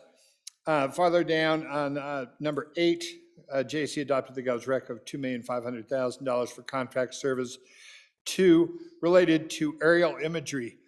This is imagery, this is drone flights that the agency uses to help assess property.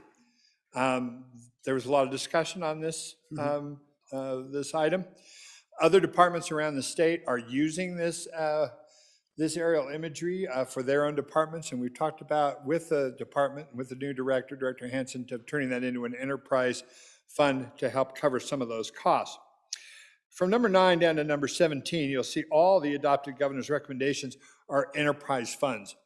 These are enterprise funds that have to do with the liquor division, liquor purchasing, and you'll also see that there are 10 AWAC positions that are converted here. These are positions that the governor asked for last year for use in the warehouse that they are continuing to need with the volume of work that they are doing there. And with that, I would be happy to stand for any questions. I'd be happy if you did too, if there aren't any. Oh, we have Senator Perkins. Well, you're just getting up for the next one. Any questions on Section 11? Any questions on Section 11? Senator Hutchings. Mr. Chairman, can you tell me what the e-liquor site is, number 14? Senator Guru. Thank you. Yes. Okay. When, some of you know, they were having, at the liquor division, having some problems that started last year with their ordering system that was called Encompass. Before Encompass, the system that went down or actually was running to the end of its useful life, in their opinion at that point, was the e-liquor system. This money was used to regenerate the e-liquor system when the other system really went down. And so basically, they're using the old system in combination with the new system to fill orders now. Things are moving fairly smoothly. We're cobbled together with the system they have. As a matter of fact, and since you asked, Senator, a new system, an RFP for a new system, the RFP have just started to receive the responses, and they're going over them. We should have them in the next 10 days to 2 weeks, and they'll be processed through for a new system for that. Thank you, Senator. Anything else on Section 11, Department of Revenue? Anything else? Seeing none, an absent objection? Oh, do you have something? I'm sorry, Senator Perkins, I can never tell if you're getting ready for the next section or I'm screwing up. Go ahead. No, I'm not on the next section, on the Department of Revenue. Just to give the body an idea, so in the 1920 biennium, there was $175 million of business went through the liquor division. In 2022, this biennium, it will exceed $200 million. So there's been a $25 million increase in that over the last little while. So you can draw your own conclusions about that, but just let you know that that has been, that is a going, blowing operation out there. They really have to put a lot through there, and it's important that we take a significant, we watch that carefully. I would just also point you in the budget itself, see the general, if you go to line where you see footnote 17 and just the numbers above on the summary sheet on page 8, you'll see their general fund transfers of $42 million. That's the $42 million.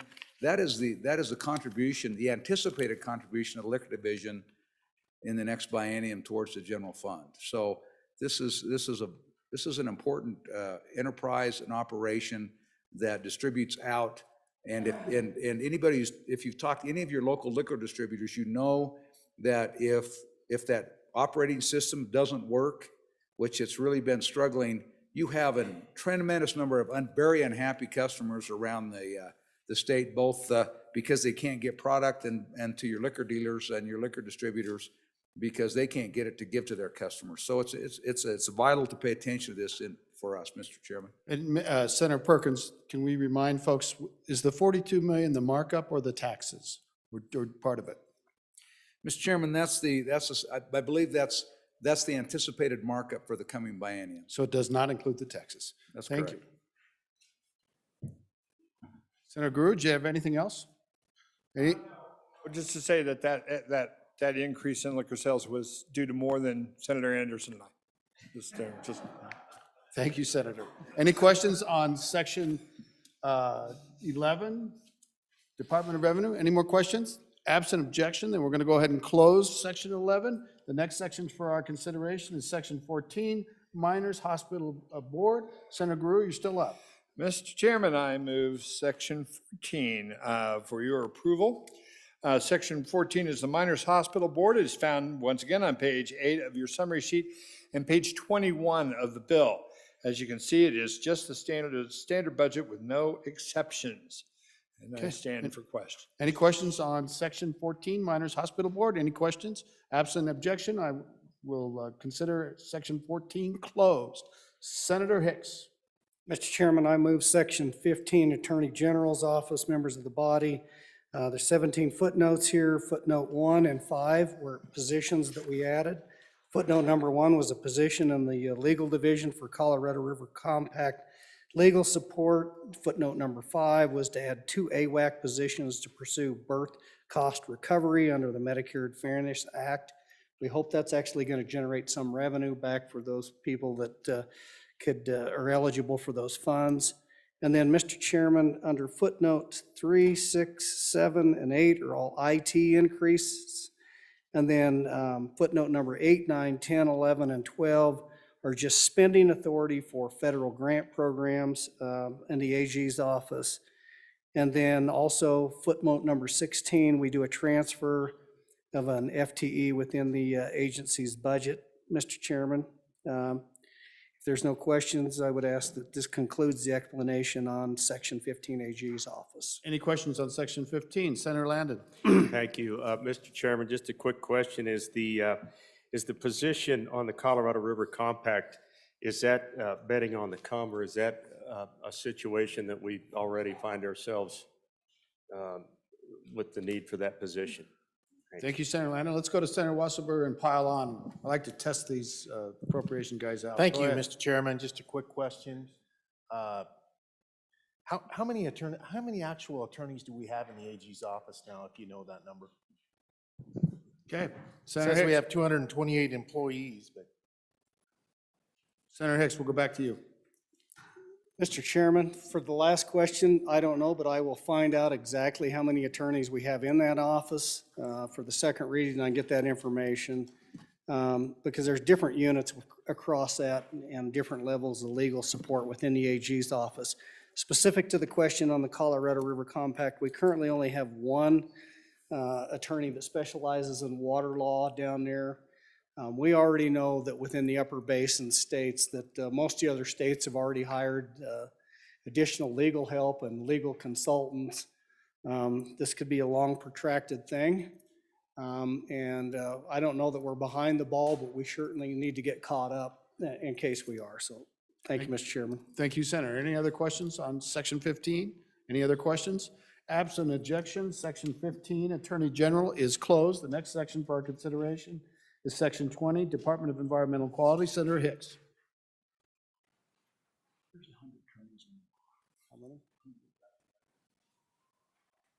Mr. Chairman, if I could back up and answer that last question. Yes, it's sir. Just around 100 actual attorneys in the law office out of that 281 employees. Sounds like it's a setup for a joke in a way, Senator Hicks, but go ahead. Mr. Chairman, I move section 20, Department of Environmental Quality.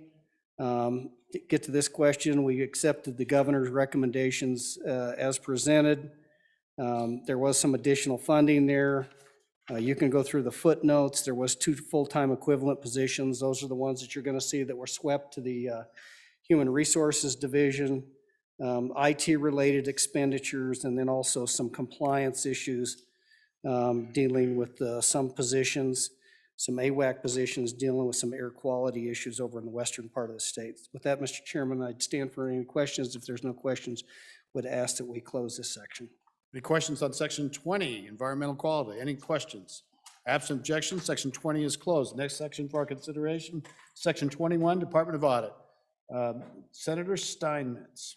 Thank you, Mr. Chairman. I move section 21, Department of Audit. And Mr. Chairman, I would direct you to the summary sheet notes. Note number 1 refers to the HR consolidation. And we adopted all the governor's recommendations in this department. Number 8 on your summary sheet, the JAC adopted the governor's rec to reduce 1 unfunded full-time equivalent employee position. And that's basically the Department of Audit. And I would move to close the Department of Audit. Let's see if we've got any questions. We've got one from Senator James. Senator James, go ahead. Thank you, Mr. Chairman. I was wondering if someone might help me understand why we're using highway funds in the Department of Audit. Thank you. Thank you, Senator. Any other questions on the Department of Audit? Any other questions? Back to you, Senator Steinmetz, or one of your colleagues if you wish. Thank you, Mr. Chairman. I think I'll have to get back to you on that to see why we are using highway funds in the Department of Audit. That's a great question. Okay, thank you, Senator Steinmetz. Thank you, Mr. Chairman. Anybody else? Anybody else? So absent objection, we'll go ahead and close section 21, Department of Audit. The next section for our consideration is section 23, Public Service Commission. Senator Steinmetz. Thank you, Mr. Chairman. I move section 23, Public Service Commission. There are no changes and no exception request in this budget. The JAC approved the governor's rec and that of the standard budget. So I'd move for the adoption of the Public Service Commission. Okay, any questions on the Public Service Commission? Anybody have any questions about the Public Service Commission? Absent objection, we'll consider section 23, Public Service Commission closed. Next section for our consideration is section 24, State Parks and Cultural Resources. Senator Steinmetz. Thank you, Mr. Chairman. I would move section 24, State Parks and Cultural Resources. It is found on page 12 of your summary sheet and 25 of your budget bill. We'll be working off the summary sheet. Number 1, JAC adopted the governor's rec, and that is the HR consolidation. Number 2 on your summary sheet, JAC added footnote number 1, specifying that expenditure of funds support manuscripts and publications of the Annals of Wyoming. Footnote number 3, the JAC denied the Governor's Letter 17, which is in your packet if you want to look at that, humanities grants of $125,000. Number 4, JAC denied Governor's Letter 17 outdoor recreation grants of $30 million. That would have been conserved general funds for outdoor recreation grants. If you remember, fellow senators, we allocated 10 million ARPA Direct in Senate File 66 for this program. Footnote number 5 on your summary sheet, JAC added $100,000 in general fund for We the People program. Anybody that's been around this body for a little while knows what that program is. Number 6, JAC added $300,000 of general fund in one time as matching funds for humanities initiatives and grants. In footnote number 3, this is to be centered on the 250th year of the Declaration of Independence and one-to-one humanities grants. Number 7 on your summary sheet, the JAC added $10,000 in general fund for the Wyoming Centennial Farm and Ranch Program in footnote number 4. Skipping down to 10 and 11, the JAC denied the Governor's rec and added $96,511 general fund and reduced $96,511 special revenue for footnote number 5 to ensure the state's archaeology work related to human remains identification continues. And fellow senators, this is an important footnote here because State Parks and Cultural Resources has a division that is tasked with identifying human remains when they are uncovered. We were having trouble finding someone to fill this position. We have split this half and half with the University of Wyoming, so that's what that footnote does. Footnote number 11, we decreased Governor's Letter 17, the Wyoming Cultural Trust deposit of $10 million general conserved funds by $7.5 million down to $2.5 million, and that is the ARPA conserved funds that have been added to this budget. Then skipping down to footnote 19, JAC denied the Governor's rec of $800,000 special revenue for outdoor recreation and tourism, interagency support and collaboration. And we also, in footnote number 20, adopted Governor's rec for $2 million special revenue for outdoor recreation, tourism, product development, and granting. And so, Mr. Chairman, that concludes my presentation of Section 24 State Parks and Cultural Resources. Thank you, Senator Steinmetz. Senator Wasserberg, you have a question? And then we'll go to Senator Scott. Thank you, Mr. Chairman. Just a quick question. I wanted to make sure that the Wyoming Centennial Farm and Ranch Program, that's the one where we have the celebration in Douglas with the sign and all that for the 100-year ranches. Senator Steinmetz, got a quick answer? Or? Mr. Chairman, that's exactly what that is. Okay, thank you. Senator Scott. Mr. Chairman, question about the item on the preparation of the Annals of Wyoming. And let me say on a personal note, I have used those very heavily. Frankly, first time when I was a senior in college and was doing a thesis. But I have found them over the years to be extraordinarily helpful. These are, as I understand, these are the blue books that get published. And my question is, when will the next volume be published and will it be available for sale to the general public? Anybody else? Any other questions? Any other questions? Senator Steinmetz, can you answer that one? Thank you, Mr. Chairman. I cannot answer that, but I will try to have an answer for you tomorrow. Okay, thank you, Senator Steinmetz. Any other questions? Seeing none. And absent objection, section number 24, State Parks and Cultural Resources, closed. Next section of our consideration is section 27, State Construction Department. Senator Perkins, why are you waving at me? Did I screw up? Mr. Chairman, I have privilege of the floor to answer a question from a previous. You certainly can. Thank you. Given that the chair probably messed that up. Go ahead. No, I have a hard time deciding who's rising for the next section or who's going to jump in. But go ahead, Senator Perkins. I'm sorry. You know, you're doing well, Mr. Chairman. The only complaint I have is you can't read our mind. But anyway, other than that, we're doing great.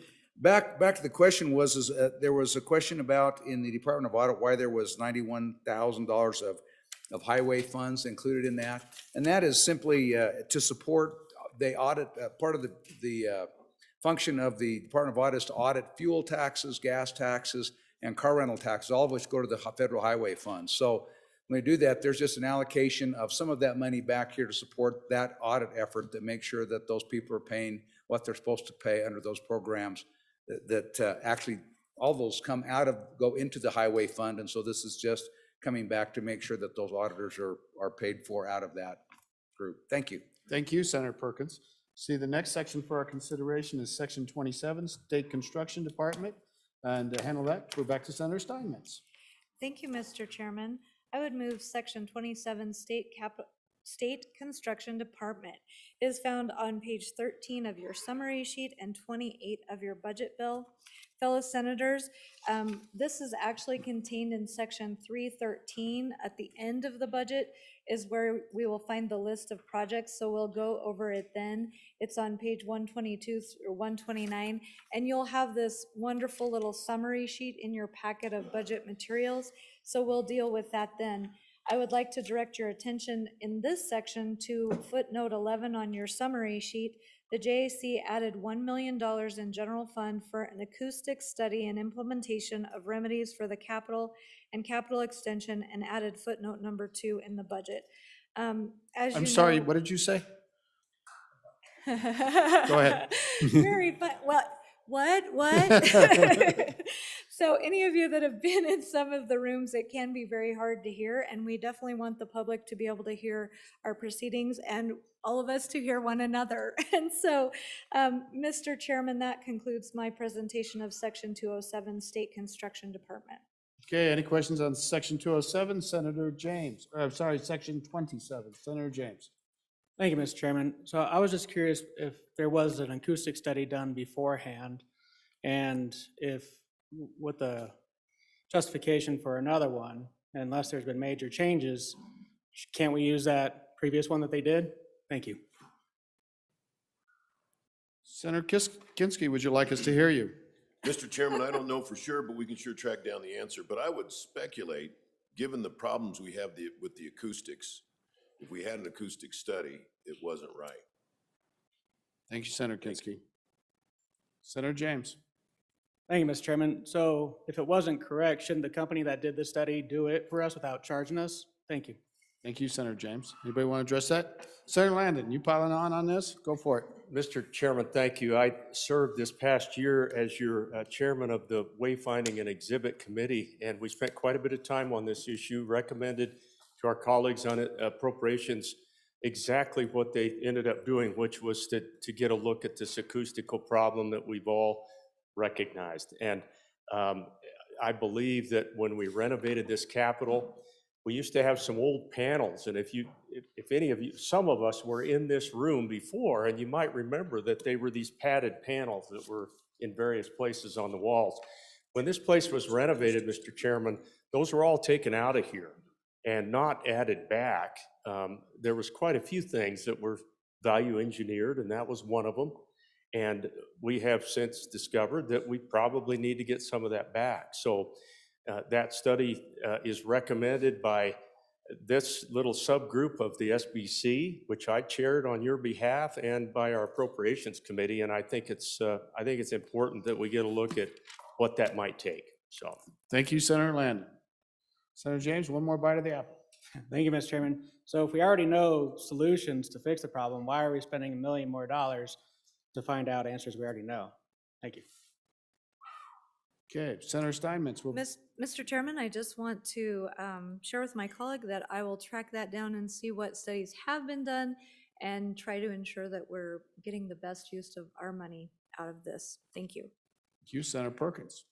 Mr. Chairman, having served on the committee that oversaw the reconstruction of the Capitol, I just bring to your attention that what you had was, there was value engineering that went into that, but also one of the purposes of the restoration of the Capitol was, in addition to make it so it wouldn't fall down in the event of an earthquake or some other things like that, and stop the shifting, the problems that we had, and update all the electrical systems and other things like that, was to restore it to a certain condition that it was in, I think, approximately right after the turn of the century, not 2000, but 1900. So in doing that, it's difficult to do that. And sure, you can hang some nasty panels in here that shut down the thing, but then you don't have this look. So it's it's not hard to dampen sound. You can hang up fabric panels and do all that, but then it doesn't look like it did in 1900. And so there's a balance there, and fair enough. And that's exactly how the Capitol got to where it was, is over time there were these little quick fixes that came back and said, let's do that and let's do that. And next thing you know, you've got drop ceilings and you've got god awful colored paint on the walls and all kinds of things. And so this time we're going to try and be a little bit more circumspect about how we do that and make sure that the investment is capital it maintains and continues for a considerable period of time. Thank you, Mr. Chairman. Thank you, Senator. Any other questions on section 27? Any other questions on section 27? Absent objection, section 27, State Construction Department is closed. Next section for our consideration is section 29, Wyoming Water Development Office. Senator Hicks. Mr. Chairman, I move section 29, Wyoming Water Development Office, standard budget, no changes. If there's no questions, I would ask to close this section. Any questions on section 29? Any questions? Absent objection, section 29 is closed. Next section for our consideration is section 37. Do I have that right? The State Engineer, Senator Hicks. Mr. Chairman, I move section 37, State Engineer's Office. Just a couple of changes here. If you go down to footnote number 2, there was a modest salary adjustment in the budget, and then we adopted the governor's letter number 10, which has added one more full-time equivalent position for a deputy state engineer as the part of the budget cuts that we went through. There was a vacancy, those weren't filled, and that was swept. It's created quite a problem over there as we've had a significant number of turnover of senior personnel, and then the state engineer retired. There's a void in there, and we need to try to get some expertise back in that office. That's designed to do that. And then number 4, Mr. Chairman, was to add another full-time equivalent position for the Western Water Initiative, which is something, again, related to Colorado River, looking at programs, curtailments, opportunities to use our existing facilities. That position would be located in Western Wyoming, work with all of those water users over there to try to craft plans and future alternatives to a potential curtailment of Wyoming's ability to use our Green River water. That, Mr. Chairman, if there's no questions, I'd move to close. Any questions on section 37? Any questions? Seeing none, absent objection, section 37, State Engineer is closed. The next section for our consideration is section 39, Wildlife Natural Resource Trust. Senator Hicks. Mr. Chairman, I move section 39, Wyoming Wildlife Natural Resource Trust account. A couple of changes here. This is one of those B11s that was reoccurring under footnote number 1, so this will show up in the standard budget going forward, so we'll see that. Most substantive thing is footnote number 3 here. We added $10 million to wildlife crossing and game fishing and game fences in support of highway systems. There is a footnote in the budget, Mr. Chairman, that requires these. We're anticipating there's going to be a significant amount of federal dollars available through the transportation bill that's now working itself. It would require a 4-to-1 match of that $10,000. And then, Mr. Chairman, footnote number 5, we adopted the governor's letter number 17 and made it a deposit of $75 million into the Wildlife Natural Resource Trust Fund Corpus account. With that, Mr. Chairman, I stand for any questions. Okay, let's hear any questions on the section 39, Wildlife Natural Resource Trust. Any questions? Any questions? Seeing none and absent objection, section 39, Wildlife Natural Resources Trust is closed. The next section for our consideration is section 40, Game and Fish Commission. Senator Steinmetz, on my cheat sheet, that's you. Oh, Mr. Chairman, I was not prepared for that, so excuse me for that. The Wyoming Game and Fish. I actually don't see one on there. I see the fire prevention. I don't think Game and Fish, Mr. Chairman, just for, Our body's edification, Wyoming Game and Fish is off the general fund budget Right. and does not do a budget presentation to Jace. I mean, they come and show us their budget, but the commission deals with their budget. And so thank you for keeping me on my toes, Mr. Chairman. Well, it's kind of fun, but actually, it's not in the bill, and it's on the cheat sheet, but not in the bill, so, or not the real cheat sheet, it's on my cheat sheet. So we're going to skip right over that. It's definitely closed and was never opened, pretend like it never happened. The next section for our consideration is section 41, fire prevention, electrical safety. Back to you, Senator Steinsmith. It's not really. We're going to go to Senator Guru. Senator Guru. Thank you, Mr. Chairman. I move section 41. Section 41 is fire prevention, electrical safety, and you'll find it on page 15 of your summary sheet and page 31 of the bill. As you can see, if you're looking at page 15, you'll see that it is the standard budget with the global move of one full-time equivalent to A&I for human resources. Also note that there's $745 million in special revenue funds. Those are fees that they collect. The department came to us with a bill accompanying their budget request this year to increase those fees. Your JAC decided not to take those fees up. Had quite a bit of conversation with the folks at Fire and Electrical Safety, and then decided they weren't quite ready for prime time with their budget or with their fee changes. And I'd be happy to answer any questions that you may have. Okay, questions on section 41? Any questions on section 41? Absent objection, let's consider section 41 closed, fire prevention, electrical safety. The next section for our consideration is geological survey, section 42, and that looks like that's Senator Perkins. Thank you, Mr. Chairman. I'd move section 42, geological survey. What we have in this one, there was a couple things we did here, and quite frankly, as the governor considered this, believed that we had cut too far in this department, and the JAC agreed with him. So a particular note in this, the JAC adopted Governor Letter 11 and one-time full equivalent position for an economic geologist for critical minerals. It's important, JAC agreed with the governor, it's important as we look to the future, there's significant other mineral resources available in the state of Wyoming, and we need to continue to have this economic geologist particularly for critical minerals. It's important to the country and important to Wyoming. So we agreed with him and allowed for that. We also adopted, you'll see in note 2, that we adopted the governor's recommendation for a one-time special projects and services related to mineral research, and added footnote effect to make it effective immediately. Of other particular note is note number 5, where we adopted part of Governor's Letter 17, which allows for a geophysics analysis of Wyoming mineral resources of $2 million, and added this to the division and added footnote number 2.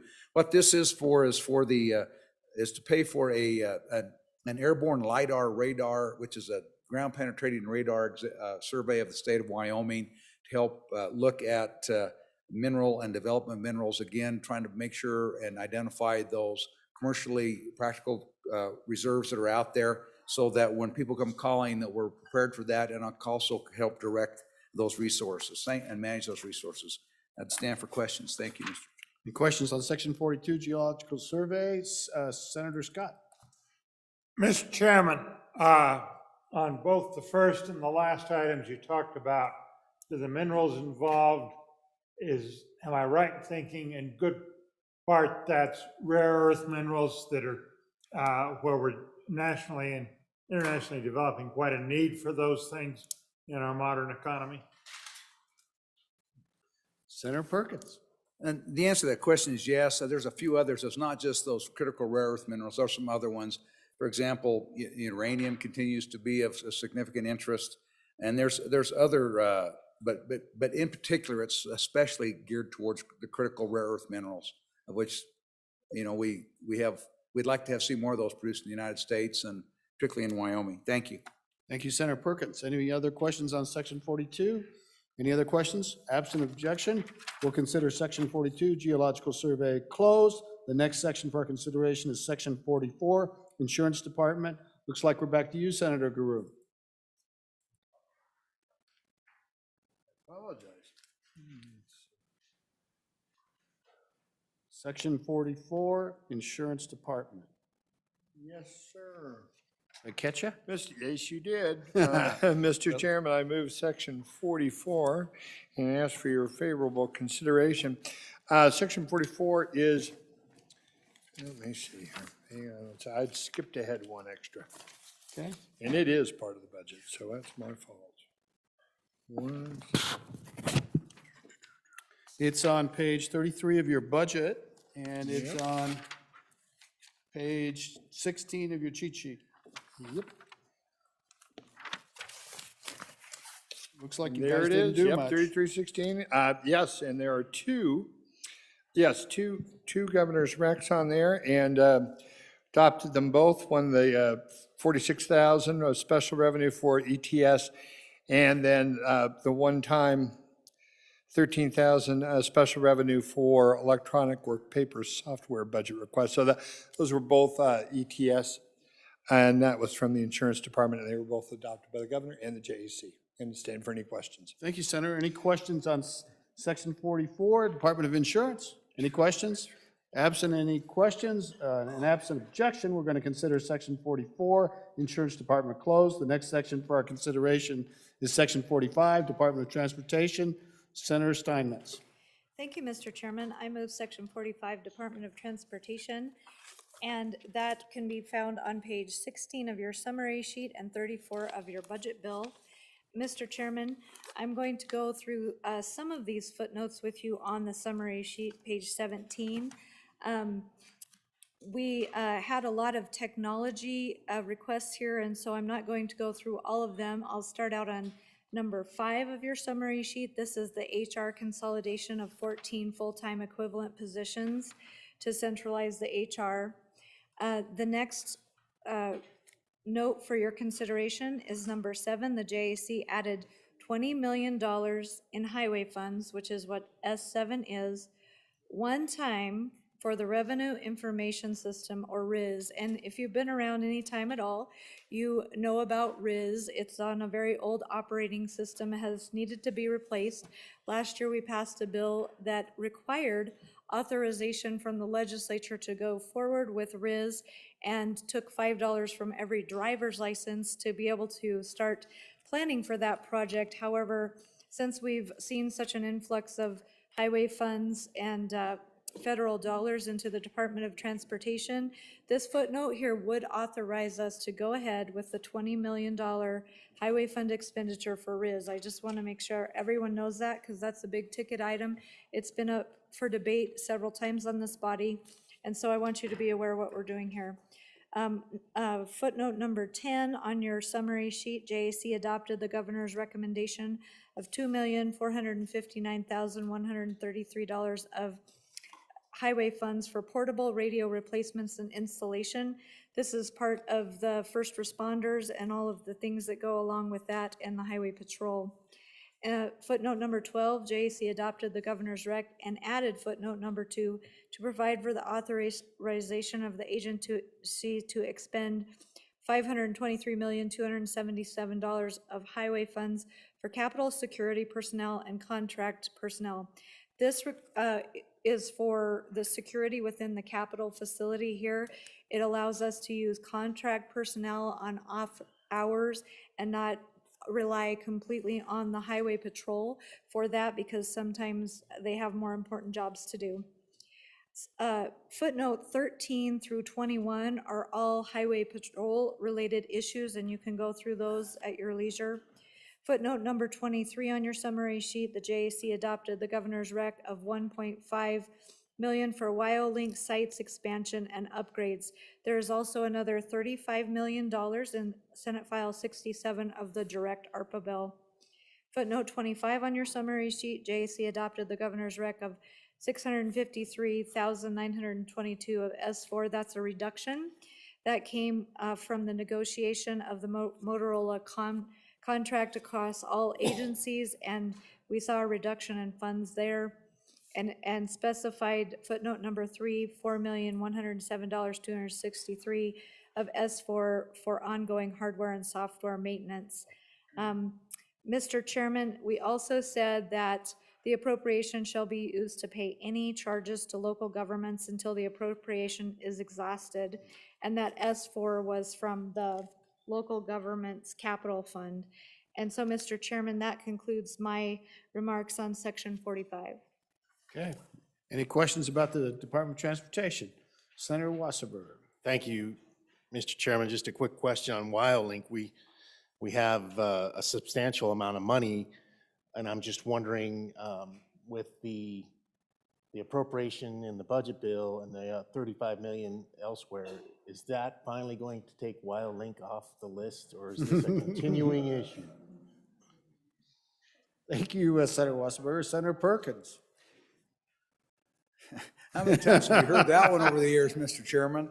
The answer is that if you look, I think where we're at is we're awfully close to having the system built out. Now, it's never going to go all the way because things wear out and equipment, consoles, and other things have to be replaced.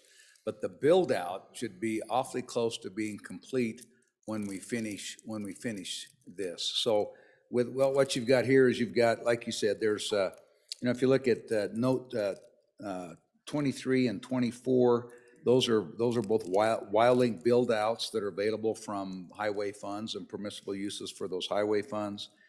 In addition, 25, you have this other one, which is, again, that's maintenance. There's always going to be maintenance on these things, but ultimately with this and then the 35 million from ARPA, we're getting awfully close. Although in all honesty, Mr. Chairman, I've seen a list that says that the rest of that build out's of 85 million.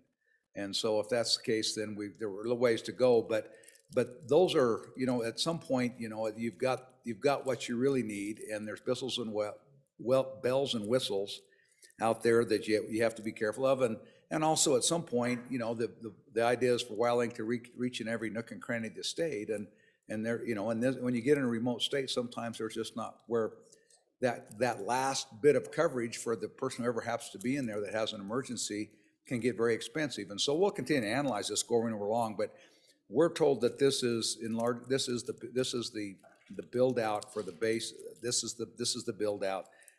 I don't think it'll ever go away, but this is the build out as we understand it. Thank you, Mr. Chairman. Thank you, Senator. Senator Guru. Thank you, Mr. Chairman. Just a note too, to kind of expand on that a little bit, the money that's in the budget directly, a lot of it is for contractual services with the vendor that the department has entered into over the course of this project. But the WyoLink system itself was identified as a good target for ARPA direct funds. So that's why you saw the funding in 66 for future funding, and why there are two different funds, some in the ARPA budget and some in the direct budget. Thank you, Mr. Chairman. Anybody else on the Department of Transportation? Anybody else? Senator Doc Stater. Thank you, Mr. Chairman. Just want to make sure. The good senator from up in Campbell Country asked what was deep in all our hearts. We're truly near the end of this because of ARPA. I sense that we're leaving the door open there. And I guess I'd ask why. Technology has all changed. Is it because we already have the existing technology? We're hoping that somewhere there's an end to all this. Whoever from appropriations would like to respond. Thank you. Thank you, Senator. Senator Perkins. Mr. Chairman, at the end of the day, whether or not the appropriating money for WyoLink is the decision of the legislature. And as it's gone out there, I mean, obviously, if all of us remember the roots of WyoLink, the whole point was to provide first responders in particular with a communication system across the state. In some cases, that's succeeded dramatically. In some cases, it's not succeeded as well as everyone would have liked, and I think we all know that. The problem you have with WyoLink also, though, is at the end of the day, how do you get the message? How do you get your messages to and communicate with your first responders, particularly in remote areas? And quite frankly, a lot of the growth that's happened in WyoLink is because local communities have come and they want to be included in the system. Where before they didn't, but now they want to be included in the system. So in some places we're trying to build out, we build out the rest. You try to build it in areas where it's fairly remote. But in many cases, the increases have come because individuals of Rock Springs in some cases and some other places in the basin, they weren't in it initially, now they wanted to be in it. And so it's now heavily used by both the state officials as well as the county and volunteer folks that come out there. And so, will there be an end to this? You know, the answer, we think that there's pretty much, we understand or believe that the towers are everywhere there needs to be towers. Now, the technology will change and the consoles will burn out and the microwaves and the radio waves and all that stuff, the technology will change and it will be updated from time to time. But I think, you know, and there may be some place that all of a sudden somebody figures out a tower they need a better tower in Green River, they need a different tower on a different hill somewhere else. So that stuff will always, you know, these systems are expansive and they take some care. They just don't, particularly the maintenance costs don't disappear. And particularly the updates as technology, every 7 to 8 years, you have to replace the consoles and things like that. But you got to do it. You got to do it in your fire trucks. You got to do it in your ambulances. And so you've also got to have those same changes on those towers. So we believe the build out is complete or awfully close to it. But Mr. Chairman, we've been looking at these things. You and I have been looking at these things since 9/11. And I was looking at them as a county commissioner before I even got down here. And, you know, this system is now well in excess of $100 million into it. In fact, I think it's closer to $200 million into it. It's a system that works and is relied on by our first responders. And so it'd be nice to have the assurances of that, but we'll see how it develops. I mean, who knows? In a few years, there's satellite imagery that may make all of this obsolete. It may make all the dark fiber we're putting in the ground obsolete too. So I don't know. I can't read that crystal ball any better than you can, but we have all grown incredibly tired of WildLink and dealing with it. And our understanding is that this is right at the build out where this should get us there. Thank you. Thank you, Senator Perkins. Anybody else? Anybody else? Senator Scott. Mr. Chairman, much more simple, prosaic question. I'm hearing over recent years a gradual increase in complaints from my constituents about the practices of YDOT in closing highways and leaving them closed for prolonged periods. Frankly, I think some of that is people simply will not slow down, particularly some of the people that have come from more southern climes and aren't used to what Wyoming winter can do to a highway. So I think some of that is justified. They're having more crashes because people are not taking proper precautions when it's slippery. But some of it appears to be just bureaucratic convenience, closing things down and leaving the highways closed for prolonged periods. For future reference, where in the budget are the people that do that sort of thing? Okay, where are the people that close the roads? Anybody want to tackle that? Senator Steinmetz, where are those people? Well, Mr. Chairman, we'll try to find the Where's the Waldo people for you and get you an answer on that. And to my good president in the back, you're asking many of the same questions we did on the Joint Appropriations Committee about WildLink. And so the best I can do, because we're not able to see the future or what that will hold, is just tell you that we have our eye on it. We're watching it closely, and we're hoping that for the foreseeable future, this is the most expenditure we'll have to put out. Thank you, Senator. Any other questions on Department of Transportation? Any other questions? Absent objection, we'll consider Section 45, Department of Transportation closed. Next section for our consideration is a big one, Section 48, Department of Health. Senator Kinski. Thank you, Mr. Chairman. I move Section 48. Might get that microphone a little closer, Senator. Sorry. Mr. Chairman, I would move Section 48 of the budget, which on your summary sheet is page 18, and in the bill, it's page 36.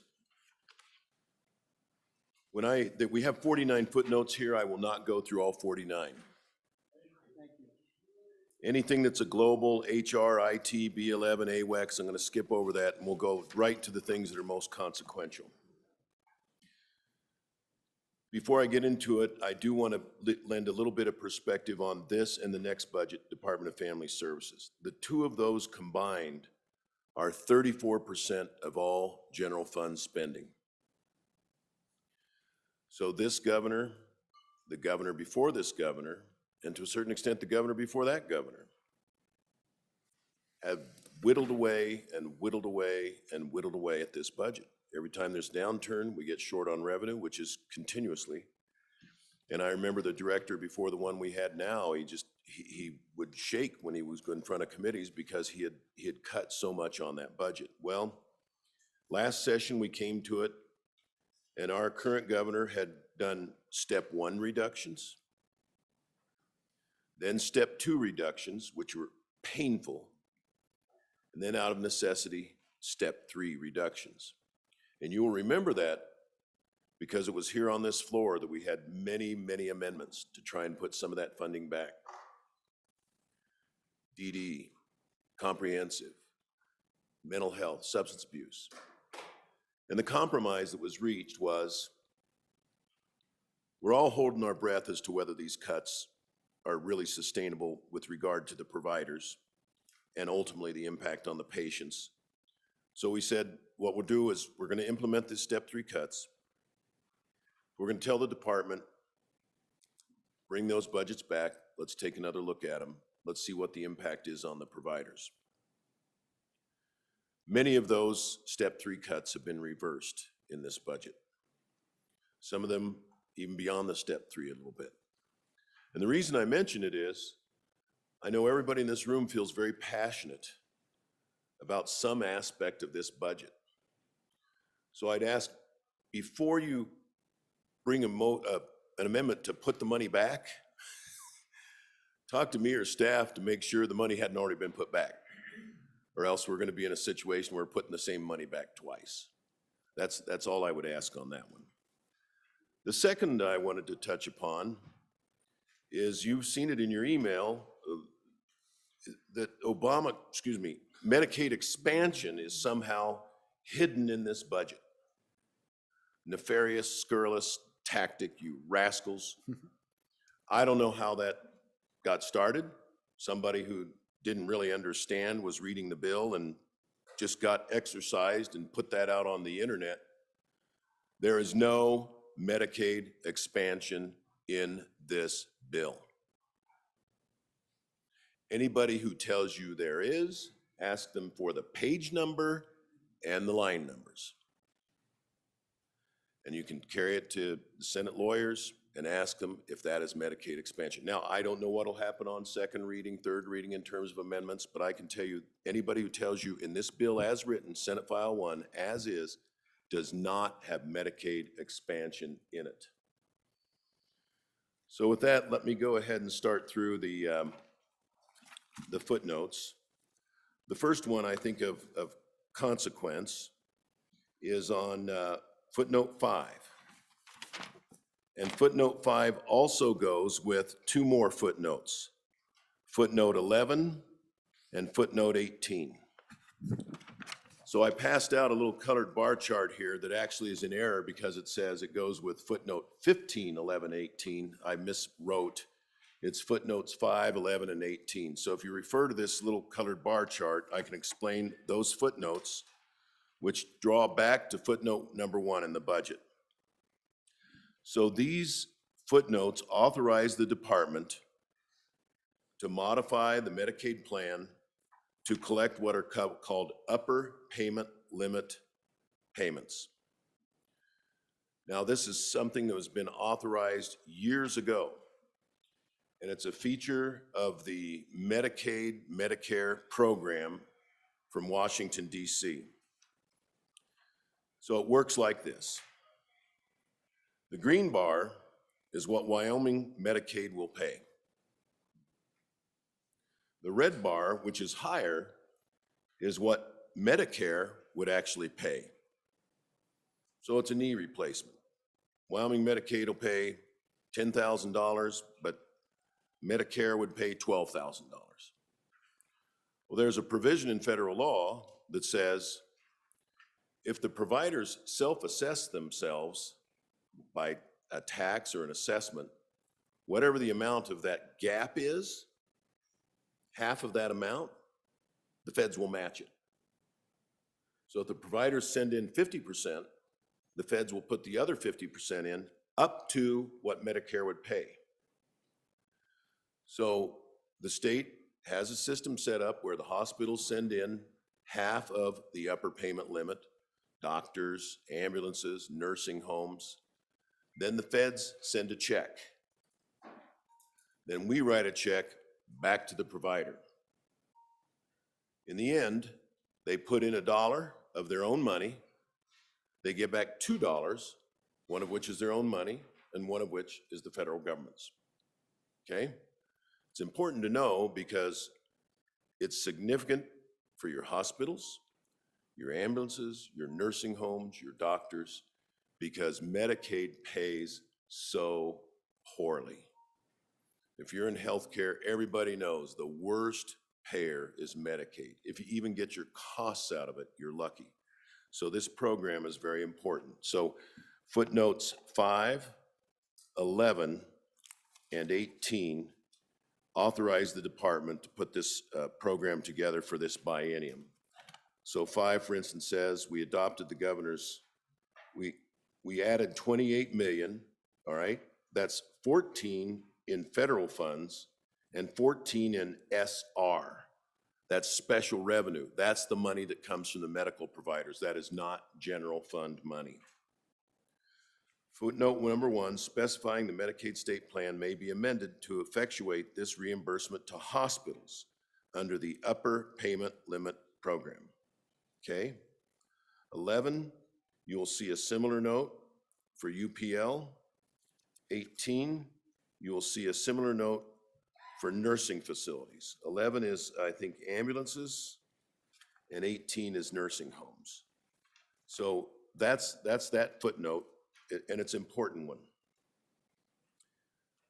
Number 6, footnote number 2, regarding the state supplemental income SSI program, allowing recipient payments to be the lowest amount permissible without reducing federal funds. So what is this? Somewhere in the distant past, when we were feeling prosperous, we said anybody who's on SSI through the federal government, we'll give you one from the state as well. Well, during the last downturn, we said, let's just eliminate that completely. It wasn't a whole lot of money they were receiving anyway. Turned out there was a kicker in the federal law. You had to pay at least some minimum level. So this says we're going to keep that minimum level in so the feds don't take the money back somewhere else. Footnote 7, adopted governor's rec of 3.8 million, most of which is federal funds for the Wyoming Eligibility System Enhancements, Security and Services. Okay, the WES is a system to try to make sure when somebody applies for benefits, they are who they say they are, and they are actually eligible for benefits, and that they get only the benefits to which they're entitled for only as long as they're entitled. So that's money that we believe is going to come back to us. Footnote 8, adopted governor's rec of $6 million, of which 5.1 is federal funds, 900 is our money, for the Medicaid Management Information System Enhancements and Security. This is case management.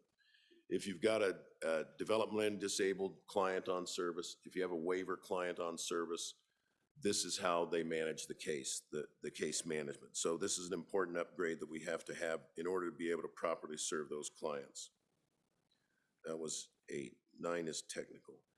10, adopted the governor's rec of $400,000 special revenue for the Wyoming Frontier Information System Health Info Exchange. This is us helping providers with the interconnectivity so that your doctor can look in the computer and see what test you had at the hospital. And that's in special revenue means it's not coming out of the general fund. I'm not quite sure which fund I can track back and see. 11, we've covered. 12, adopted the governor's rec of 8.1 million federal funds for a Medicaid budget reduction restoration And this is step 3 of every provider that the department sets the rates for. So some rates are set by the feds, some rates are set by regulation, some rates actually our department determines that our friend here, the physician's assistant, he's gonna get $100, the department determines that. Step 1, we took out a chunk of that. Step 2, we took out another 2.5%. Step 3, we took out another 2.5%. We're putting some of that back. That's what that one is. So if you hear from your hospitals and so forth that it's unsustainable, do know that there's a significant amount of putback there. 13,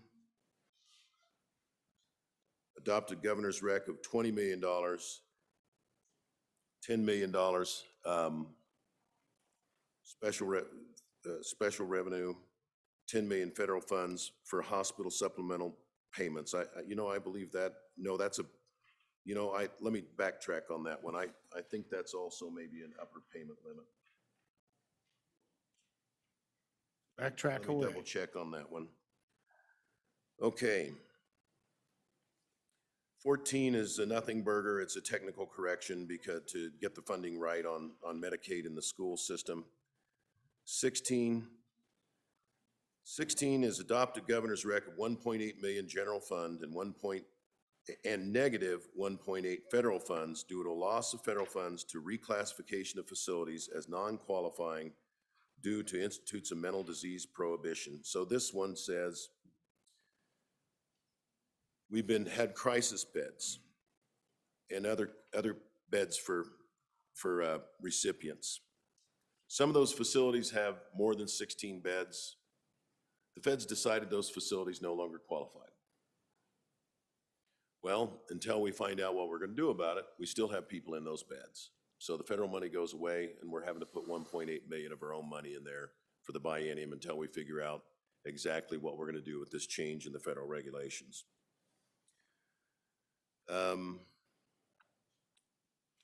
17, we denied the governor's rec and added, we added $2.2 million, 1.1 of general fund, 1.1 of federal funds for Medicaid reimbursement rates for nursing facilities. What's this? The governor recommended denial, we approved it. This is the rebasing of nursing home reimbursement. It costs us 50 cents on the dollar. The rebasing will move them from recovering 83% of their costs to recovering 84% of their costs. So it's not a lot, it's a little, beats the heck out of a cut. 18 is upper payment limit.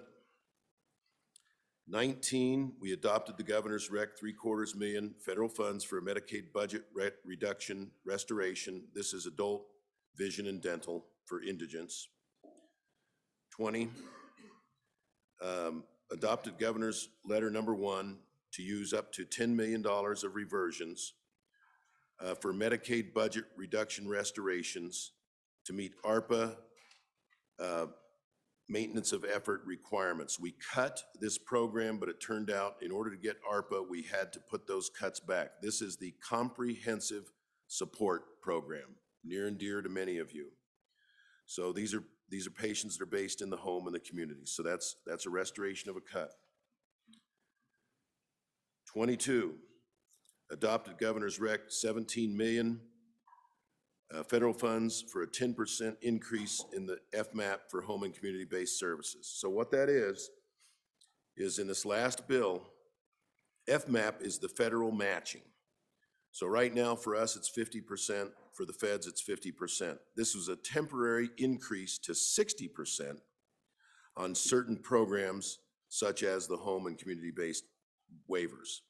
It's temporary, and so we had allowed what we said as department, you can go ahead and accept that money from the feds.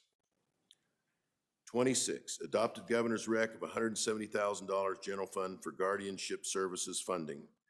You will recall last time, step 3, we cut this back. This is when somebody is committed in Evanston or Lander and they have no family member that can watch over the case. And this just says we will appoint somebody that is going to take a look at that case, and if it looks like they should be up in front of a judge for possible release, that's what that money would pay for. Okay, 20 B11s. Number 30. Number 30, 31, 32, 33, 34, 35 are all restoration of, I believe, step 3 cuts for mental health and substance abuse, outpatient and inpatient. That's another one where we held our breath when we made those cuts as to whether it would be sustainable, and this is putting a portion of that back. It's and a lot of it is general fund as well. 35. Adopted the governor's rec of $4 million for Part B, maintenance of financial support. I've got MFS from SFP, kids 0 to 5. I'm gonna, I just hit my wall on acronyms. I'll have to follow up on that one. I know it has to do with the child care centers, the early childhood care centers. And then 36, we reduced the governor's rec of $1 million by $1 million for the preschool external cost adjustment. This was a cost adjustment in their reimbursement rate of 2.7%. We said no. And the reason is during COVID, their reimbursement is based on their child count, which dropped drastically during COVID. And we allowed them to be reimbursed on the 2019 child count. So we felt that that was a big enough break. Opinions may differ. Okay, 41, 42, 43. This is the WYHIS program, WYHS. So this program, we have a Medicaid program. Says if you're in your home and there's a danger you might go to a nursing home, this is on Medicaid. We'll send a nurse out, she'll assess you. And if they can supply some Medicaid services to keep you out of the nursing home, whether it's for 1 month or 12, that's a cost savings and it's better for the patients. That's a Medicaid program. Years ago, the legislature, at the urging of the senior centers, adopted a program for those above Medicaid eligibility, but just below the line where they could afford really to pay for it themselves. That's 100% general fund. So we, as your Joint Appropriations Committee looked at it, we were told it's a sliding fee scale, means tested. But as we dug into it, the means testing was not really particularly rigorous. It's not what you have to do to get on Medicaid, where you've got to actually disclose your income. It was a little honor system where they'd show you a chart and say, if you have this much money, you pay $5 a visit. But if you have that much money, you pay $45 a visit. And it's the honor system for people that could pay $45 a visit to say, charge me that. And we didn't feel that was rigorous enough because this is a general fund program. We want it to go as far as possible. So if there are people on the program who truly could afford to pay a bit more, we want the senior centers to administer in that way. So what we did is we said, for the balance of this year, you're funded. We didn't allocate anything. We just told the Department of Health, you go find it in your budget somewhere. It's a big budget, you'll find it somewhere. For the next biennium, we funded it for 1 year. And we said at the end of that year, we want you to bring a means testing program that really has, that is robust, so that we know that those who can afford to pay a little bit more are paying a little bit more, so it'll go further for those who cannot pay. I will on second reading bring an amendment to clarify that footnote for this reason. Some of the senior centers have read this and they're very concerned that their deadline is June 30 of this year to have that program in place. It's not. It's June 30 of 2023. So they've got, 15 months to put it together working with the Department of Health. So staff assures me that it's clear to them that it's 2023. I'm going to put a note in there to make sure it's clear to the senior centers so that they can they can feel a little bit more comfortable that they have the rest of this year and next year for that funding. Okay, then 41. Oh, that's 41, 42, 43. Finally, number 47. We adopted the governor's rec, a $5 million general fund for staffing at the Veterans Home Skilled Nursing Facility cottages, and added footnote 7 to make the appropriation effective immediately. And we authorized 35 full-time equivalents with the Veterans Nursing Home cottages. That's because this is the skilled nursing facility at the Soldiers and Sailors Home in Buffalo. It's going to be complete shortly after the turn of the year. They need to start recruiting now. So we said, here's your budget, get going, effective immediately. So with that, I will stand for questions. Okay. Thank you, Mr. Chairman. Thank you, Senator. Questions on section 47, or 48, Department of Health, Senator Scott? I'm going to get you lit up here. There you go. Mr. Chairman, got a series here on the upper payment limit. Just wanted to add one clarification.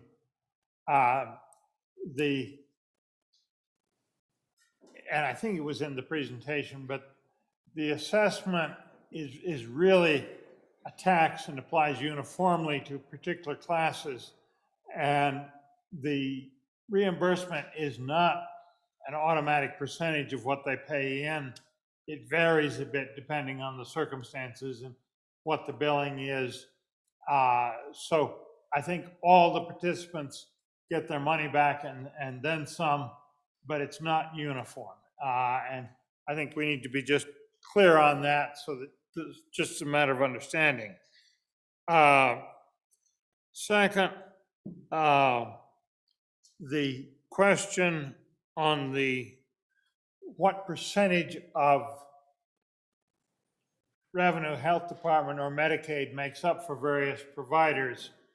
We have to be particularly careful here if we get a provider that is highly dependent on Medicaid and we cut them below what it really costs to provide the services. We could flat bankrupt a bunch of these, and we've had some close calls in the past. And so I'd like to know for nursing homes, what percentage of their business is Medicaid. It used to be 64%. I don't know whether that's still accurate or not. So that's why I'm asking.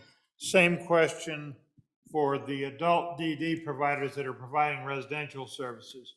They used to be very highly dependent on Medicaid, and you had to really be concerned about losing some of those providers. And if you lost one, it would have been an absolute disaster. We didn't have capacity. We had to send people to more expensive care outside the state because we can't say no to that kind of care. So for those providers, what percentage of their book of business is normally Medicaid? And the same question, but it's not Medicaid, it's Medicaid plus our general fund and others payments on the mental health providers. To what extent are they dependent on the health department?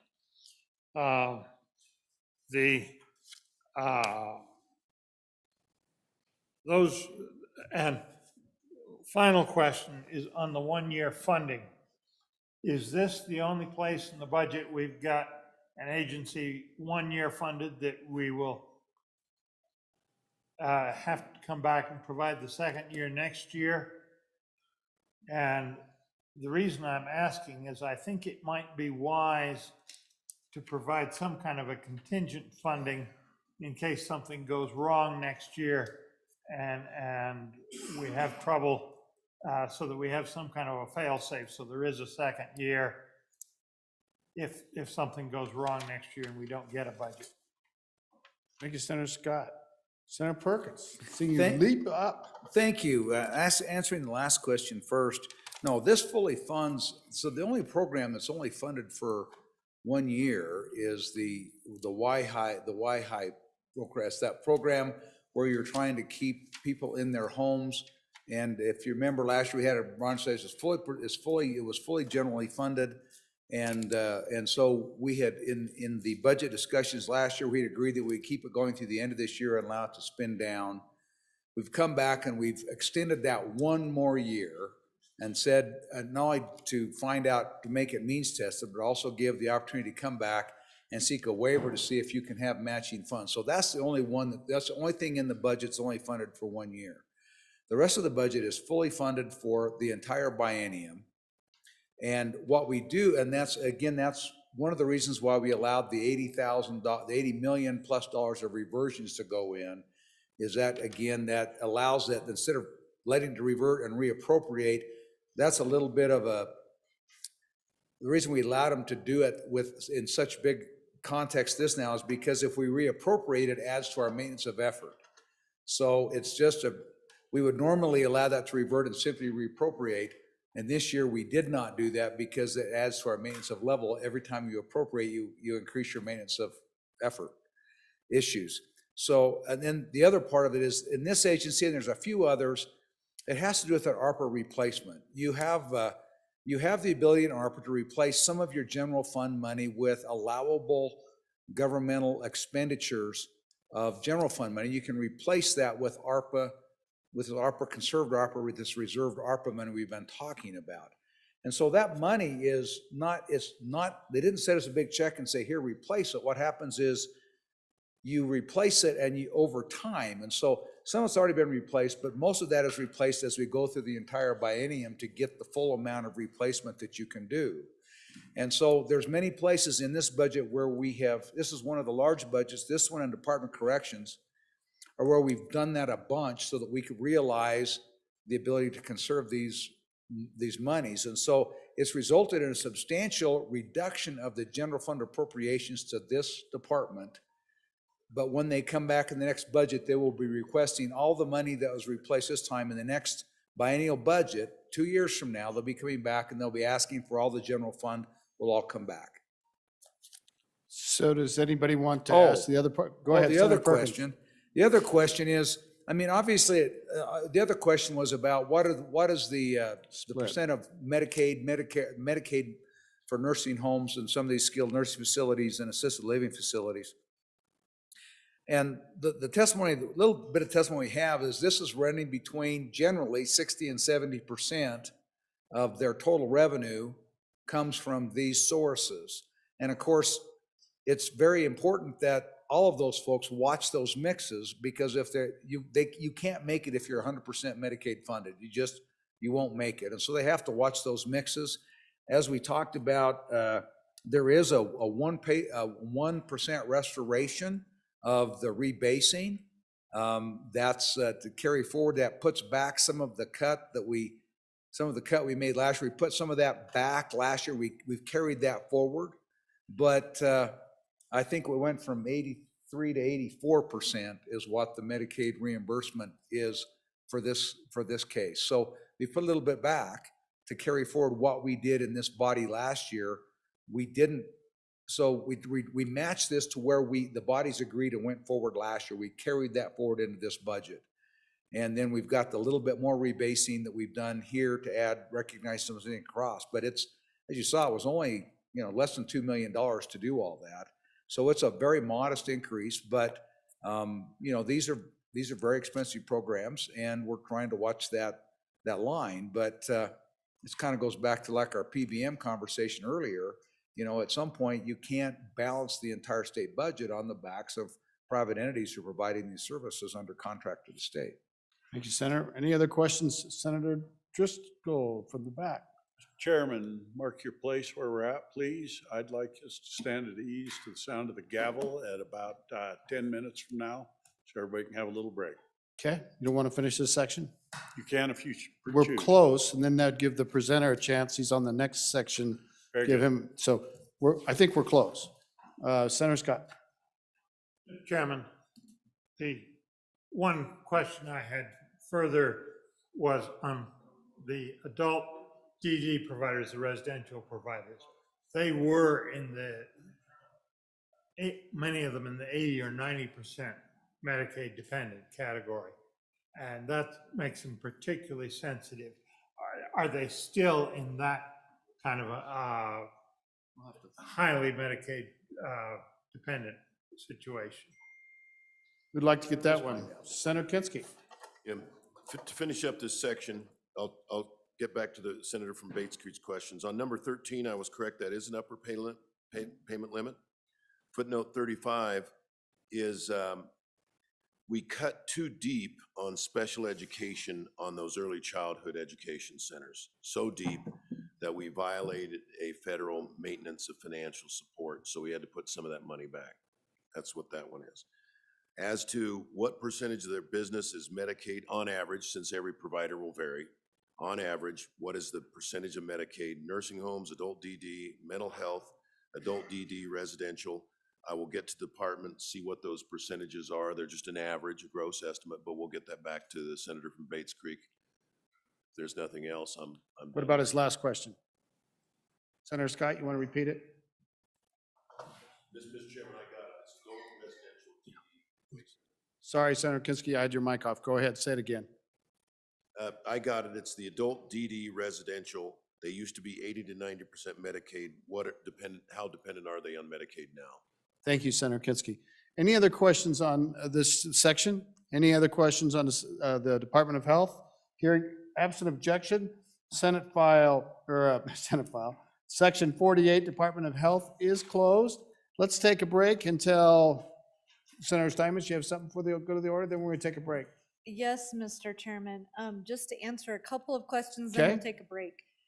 The Annals of Wyoming are scheduled to be available in late March or April. And I have an email with the link included. I will send that out to all senators, and they are available in digital form, just not in printed versions. And so I'll get that out to you, that information. The next one is about the acoustic study. Some of our good staff has reached out to our architect. The cost, if it was included in this building, would have likely been a part of the design crew. I won't mention their name. Most people know who they are.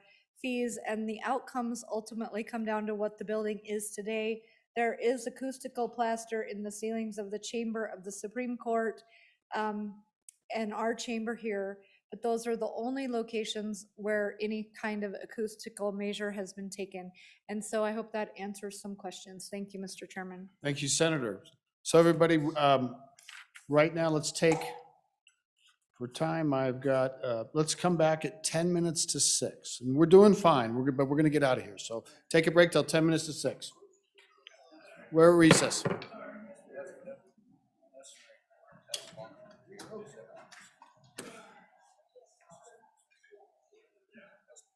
That's cute. This whiskey was very light. I like it a little stronger.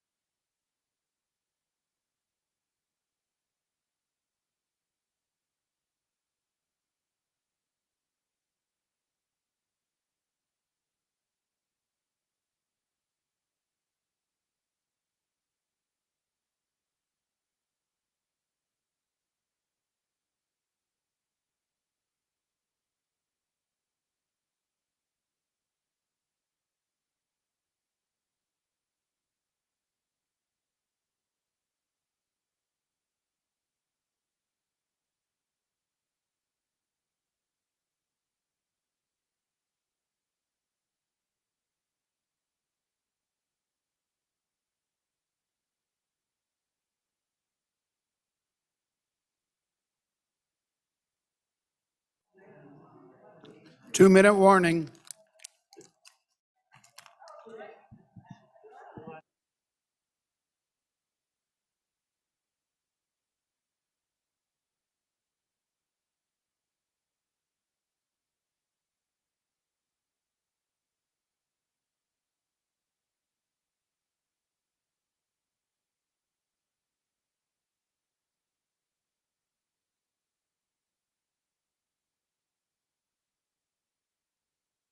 We're looking for folks to return to the floor so we can get started. Senator Kinski, you're going to be up next.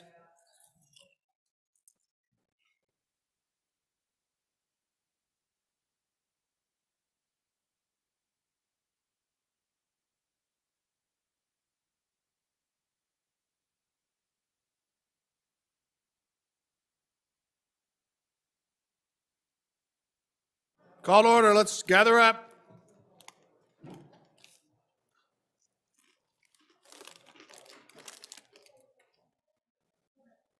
How many we got? Well, tell me when, okay? They're coming. Here comes Carew. Here comes Baldwin. Yeah, they're going to make an announcement. Okay, come on in. Let's get senators on the floor. We're going to start.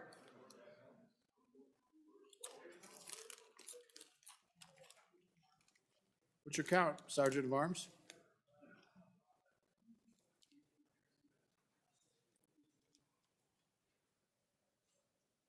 All right, we're ready to go. Not yet, Senator Landon. All right, we got to get a few more. If you take your committee out of here, we're going to be short. Let's get some more senators in here. You're not on the floor, you're not. Senator Koska's here. All right, Senator Landon, what do you need? Go ahead. I'll get you, trying to, there you go, Senator Landon. Mr. Chairman, thank you. I just wanted to announce that your Transportation Committee, having studied all last night and knowing each of these line items in the budget already, we're going to dip out and get to a Transportation Committee meeting, which will start at 6 o'clock tonight in W2. And you'll recall, Mr. Chairman, we will take up Senate File 17, Automated Transport of Cargo or Goods, and Senate File 92, Driver's License or ID Card Renewal or Extension Exception. And we will take up Senate File 22 and Senate File 14 if time permits, but we may not get to those. Those first two we will get to for sure. And thank you, Mr. Chairman. We will be dipping out of here in about 5 minutes. You will have a test when you come back, I promise. All right, thank you, Senator Landon. So the Transportation Committee is excused. Let's see how many we have after they leave. Right now, we got enough. So Senator Kinski? Okay. I move section 49, Department of Family Services, budget on page 20 of your cheat sheet and page 41 of the bill. Again, I will just go through the footnotes that are most consequential. Footnote 1 is a net to zero. This is a federal grant that needs to be transferred for technical reasons from the boys' school to the budget for protective services and juvenile justice. Footnote 2, remember I said that we have these crisis beds that we have to pay for them whether there's anybody in them or not. That's the only way that that we can keep these homes open. Well, during COVID, there was nobody in them, but we were still paying for them. So ordinarily, if somebody's in there, you're getting federal money to help defray the cost. So the department said, we exhausted our budget, we need to backfill some of that, which we did. And then this says, this is a prohibition that's been continuing since 2020 that says, you will not authorize any more beds than we're already paying for. We feel like we've got enough beds for that program. Number 4. We adopted the governor's rec of $220,000 for a web-based solution to cost allocation of federal funds. This is a simple program. It's expensive, but currently they're trying to keep track of cost allocation of all these different programs on a spreadsheet. So they think they can save significant labor and hopefully get that money back. 5, this is $240,000 for random moment time study web-based service.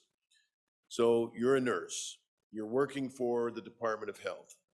Sometimes you're out working on somebody for Medicaid, sometimes you're out working on something that's a general fund, sometimes you're out working on something else. Rather than all these people keeping detailed time cards of how much time they spend on each program, this simply texts them at random intervals and says, what are you doing right now? Say, I'm working with a Medicaid patient. That program then cost allocates a percentage, and the feds recognize that. And it's one of the few things the feds do that's really sensible sometimes. And so that is good. Okay, number 6, we allocate $450,000 of special revenues for indigent persons burials. So you'll recall in 2021, we added a $5 fee to every death certificate. That money is accruing in a special revenue account, and this authorizes DFS to use it to help bury the indigent. Number 8.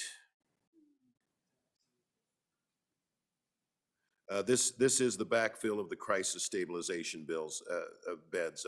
Number 2 was say don't build any more, don't authorize any more. And number 8 is the $1 million backfill to help cover the cost of all the beds that were not filled during the COVID crisis. Okay, the big one, number 9, $25 million. 12.9 of our money and 12.9 of the Fed's money, one time, at least this time, of course, we'll have ongoing maintenance of YCAP's case management system. And this is the entire case management system for all juvenile justice, protective services, DFS clients, everywhere. It's important. It needs to be updated. The department wants it updated. We're under mandate to update it. But this has been delayed. Your appropriations committee, we heard about all these different departments that just had to have software right away. And we asked the department to go back out to bid again to make sure that they weren't just selecting the program they wanted to select. The ETS participated in that process and recommended adoption of this program. And that really was their biggest ask. Let's see. The next one of consequence is 13.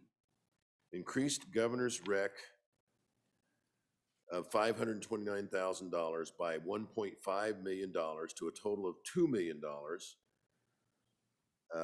1.5 general fund, or excuse me, 1.5 feds, $500,000 general fund to restore step 3 reductions to the foster care parents, to the adoptee parents, and to the guardian parents, the folks that are taking these kids in. And I think you'd all heard from them last session. And then finally, 14 is adopted governor's rec, 2.1 million federal funds for the elimination of tribal TANF cash assistance subsidy grants. It's simply technical. They can still go into any local office and apply and receive those cash assistance grants, so they're not out the money. The department is not going to administer it through this particular mechanism. And with that, I'll stand for questions. Okay, any questions on section 49, section 49, Department of Family Services? Any questions? Any questions from anybody? Not seeing any questions, and absent objections, section 49, Department of Family Services is closed. Next section for our consideration is section 51, the Livestock Board. Senator Hicks, you're up. Mr. Chairman, I move that we open section 51 Livestock Board, and for an explanation, most of these, if you go through the footnotes on those, 1 through 4, 6, and 10 are just technical corrections to the governor's recommendation. 6 and 7, and then 9, 10, and 11 deal with the B11 process, and 6 and 8 specifically do with federal funds. The only action that the Joint Appropriations Committee took above and beyond that was to add $60,000 to the brucellosis program. If there's no questions, I'd move to close, Mr. Chairman. Let's see. Any questions on section 51, Livestock Board? Any questions? Not seeing any questions. Absent objections. Oh, I'm sorry, Senator Hutchings, I apologize. No problem. I know I'm hard to see. Thank you, Mr. Chairman. Number 6, just wondering what was the reasoning for making the name change? Okay, anybody else? Any other questions? Senator Hicks, what's the reason for the name change? Mr. Chairman, could I have that question repeated? I didn't hear all of it. Senator Hutchings. Sorry, Mr. Chairman, Senator Hicks. I wanted to know on number 6, it was a technical correction. Why the reason for the name of the Division 0400 from Homeland Security grants to cooperative agreements? Senator Hicks. Mr. Chairman, that was just a technical correction. They had the wording wrong in the grant agreement with Homeland Security, and they needed to change it to that to meet the federal guidelines. It was a cooperative agreement. That's all that did, was just change the name of the agreement that they had to a cooperative agreement. Okay, thank you, Senator Hicks. Anybody else on section 51? Anybody else? Absent objections, section 51 is closed. Next section for our consideration is section 53, Department of Workforce Services. Senator Guru.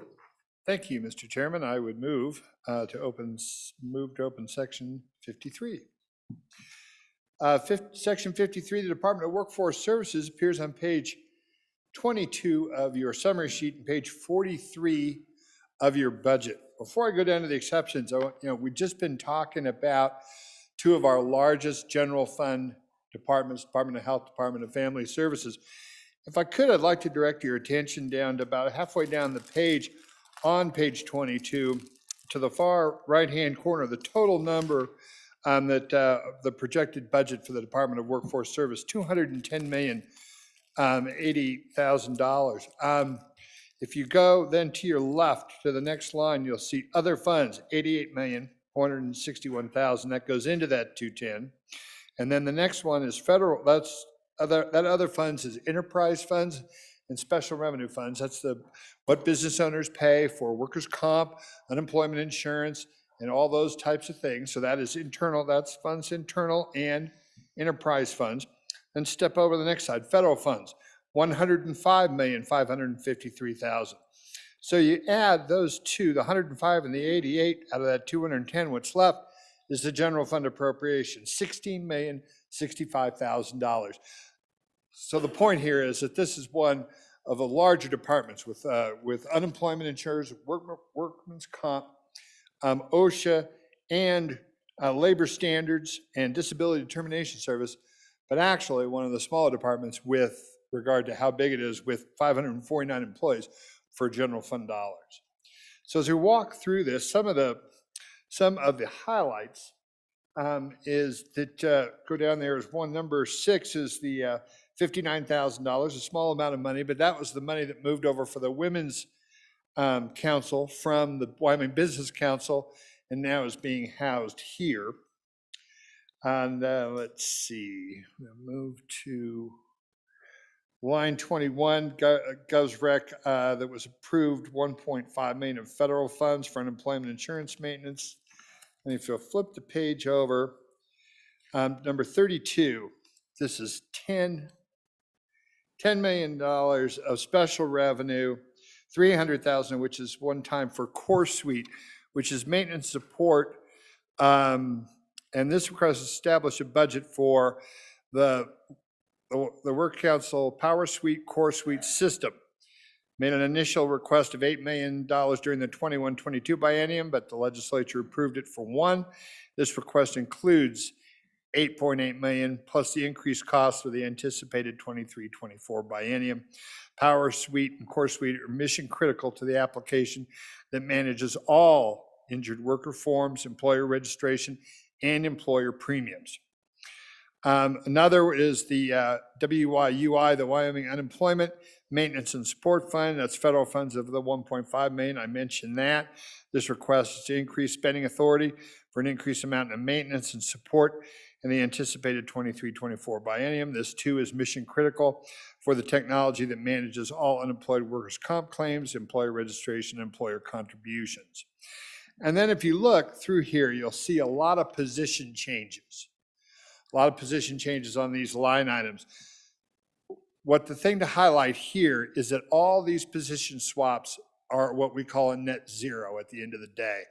All they're doing is through COVID especially, this department has had to be really light on its feet, moving people around from department to department to handle a vast new amount of unemployment claims and then that coming off, and then workers' comp claims. And so a lot of this movement has just been moving people from department to department to optimize their performance, to optimize the performance of each of the departments. Just to give you a quick example, our workers' comp system has over $2 billion in deposit. It's one of the most well-funded in the country.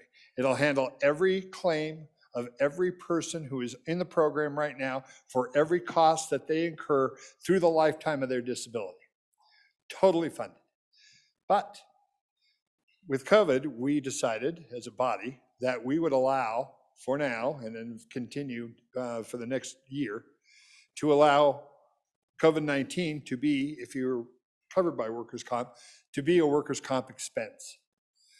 This is causing a bit of a concern, just something I wanted to mention to make sure that something we talked about in JC. It's not a big amount yet.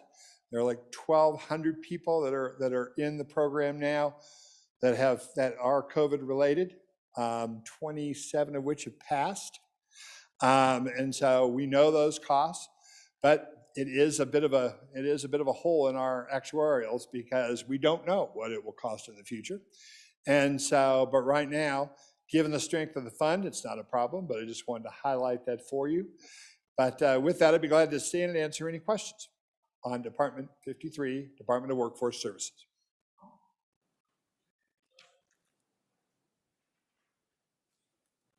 Any questions on workforce services? Any questions? Seeing none and hearing no objection, then section 53, Department of Workforce Services is closed. Next section for our consideration is section 55, Oil and Gas Commission. Senator Perkins. Thank you, Mr. Chairman. I'd move Section 55, Oil and Gas Commission.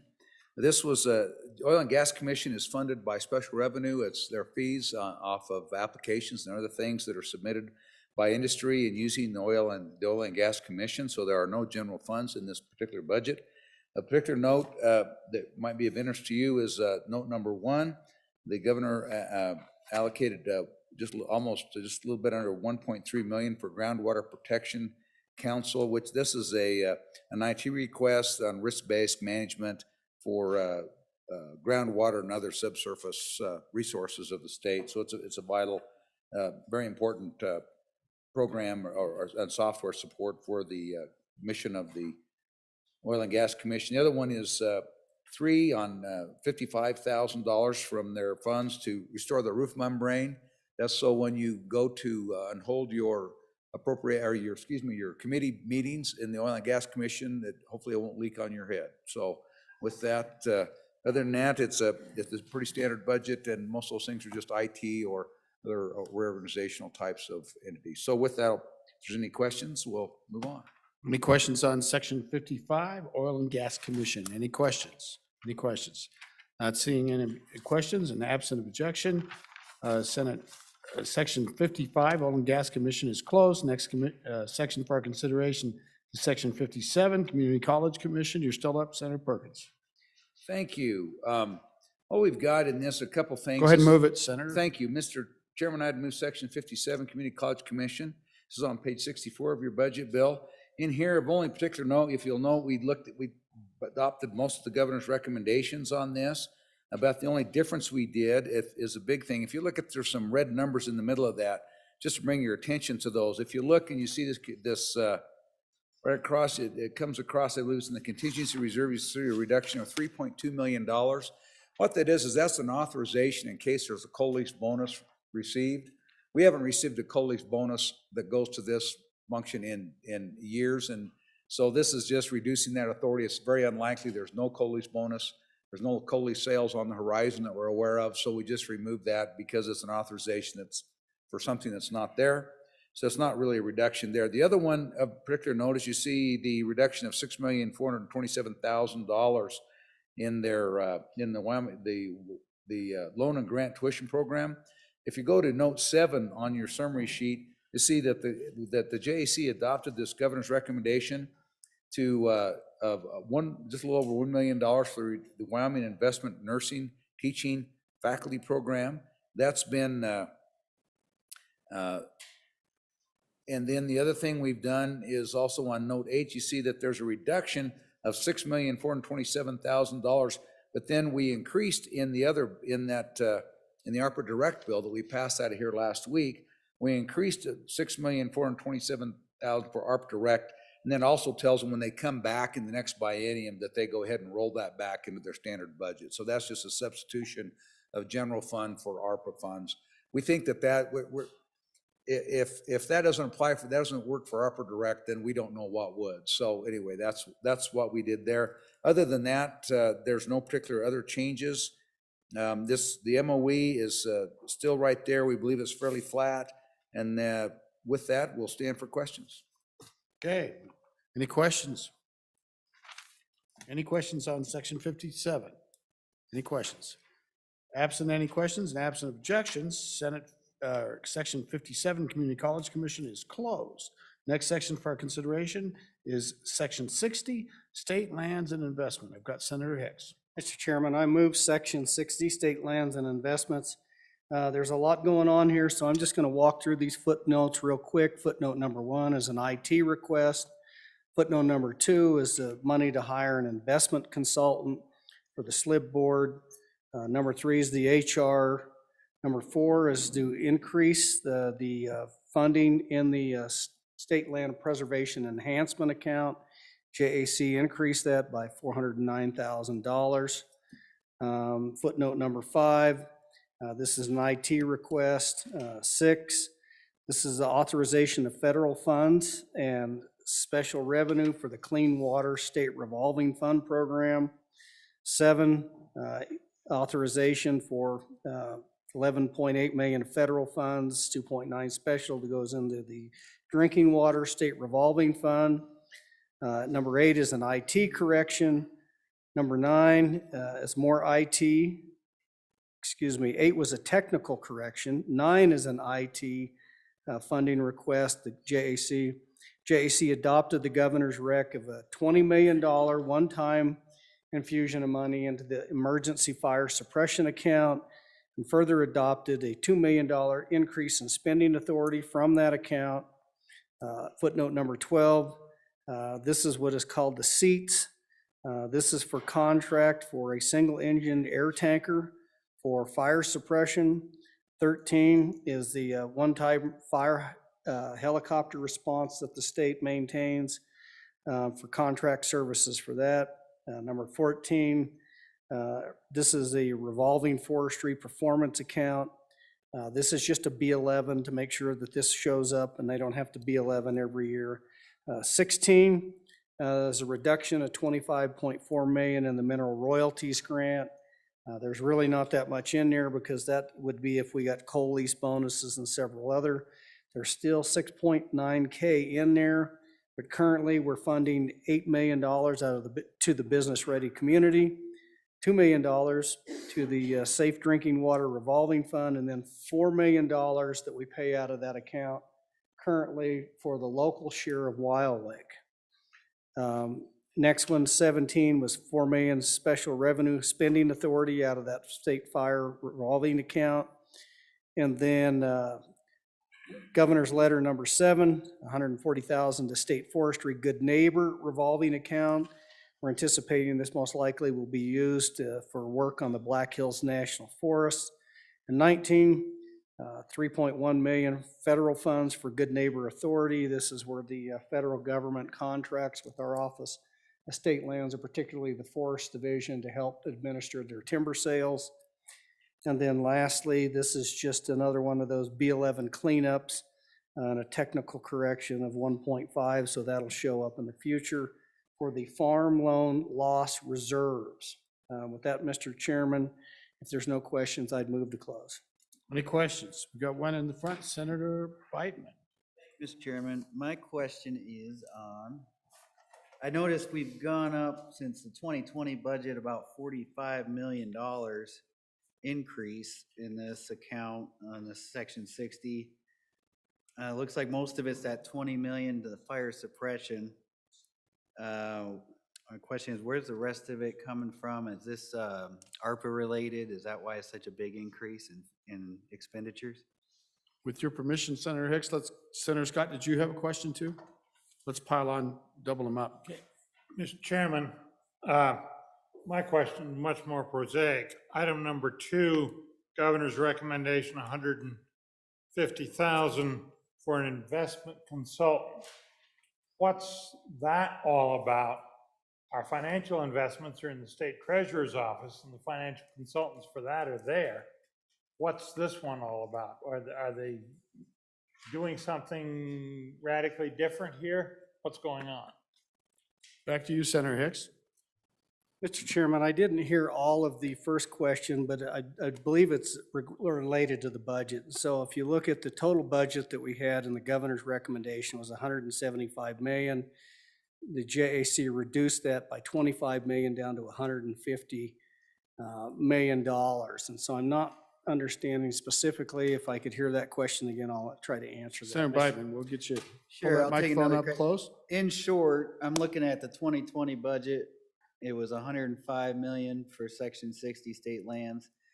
This 2022 budget, we're looking at the JAC draft of 150 million, difference of 45 million.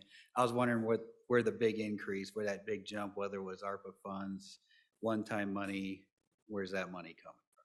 Thank you, Senator Biden. Yeah, so Mr. Chairman, so if you go to the footnotes, the number one big expenditure is $20 million into the emergency fire suppression account. And so that's the big change. And then you'll also see, if you go into here, is there some of the federal funds that come back in the state revolving loan? Let me see if I can find those in this. But those are substantial.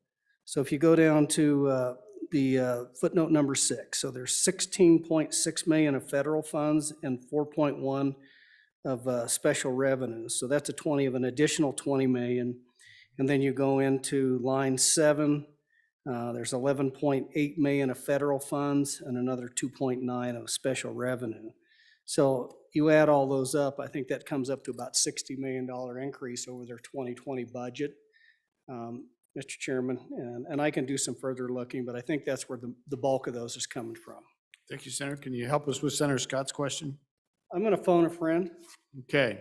Hello, friend. Senator Perkins. Sure. Thank you, Mr. Chairman. You have to remember that the SLIB board acts as the State Loan and Investment Board acts as the State Investment Committee.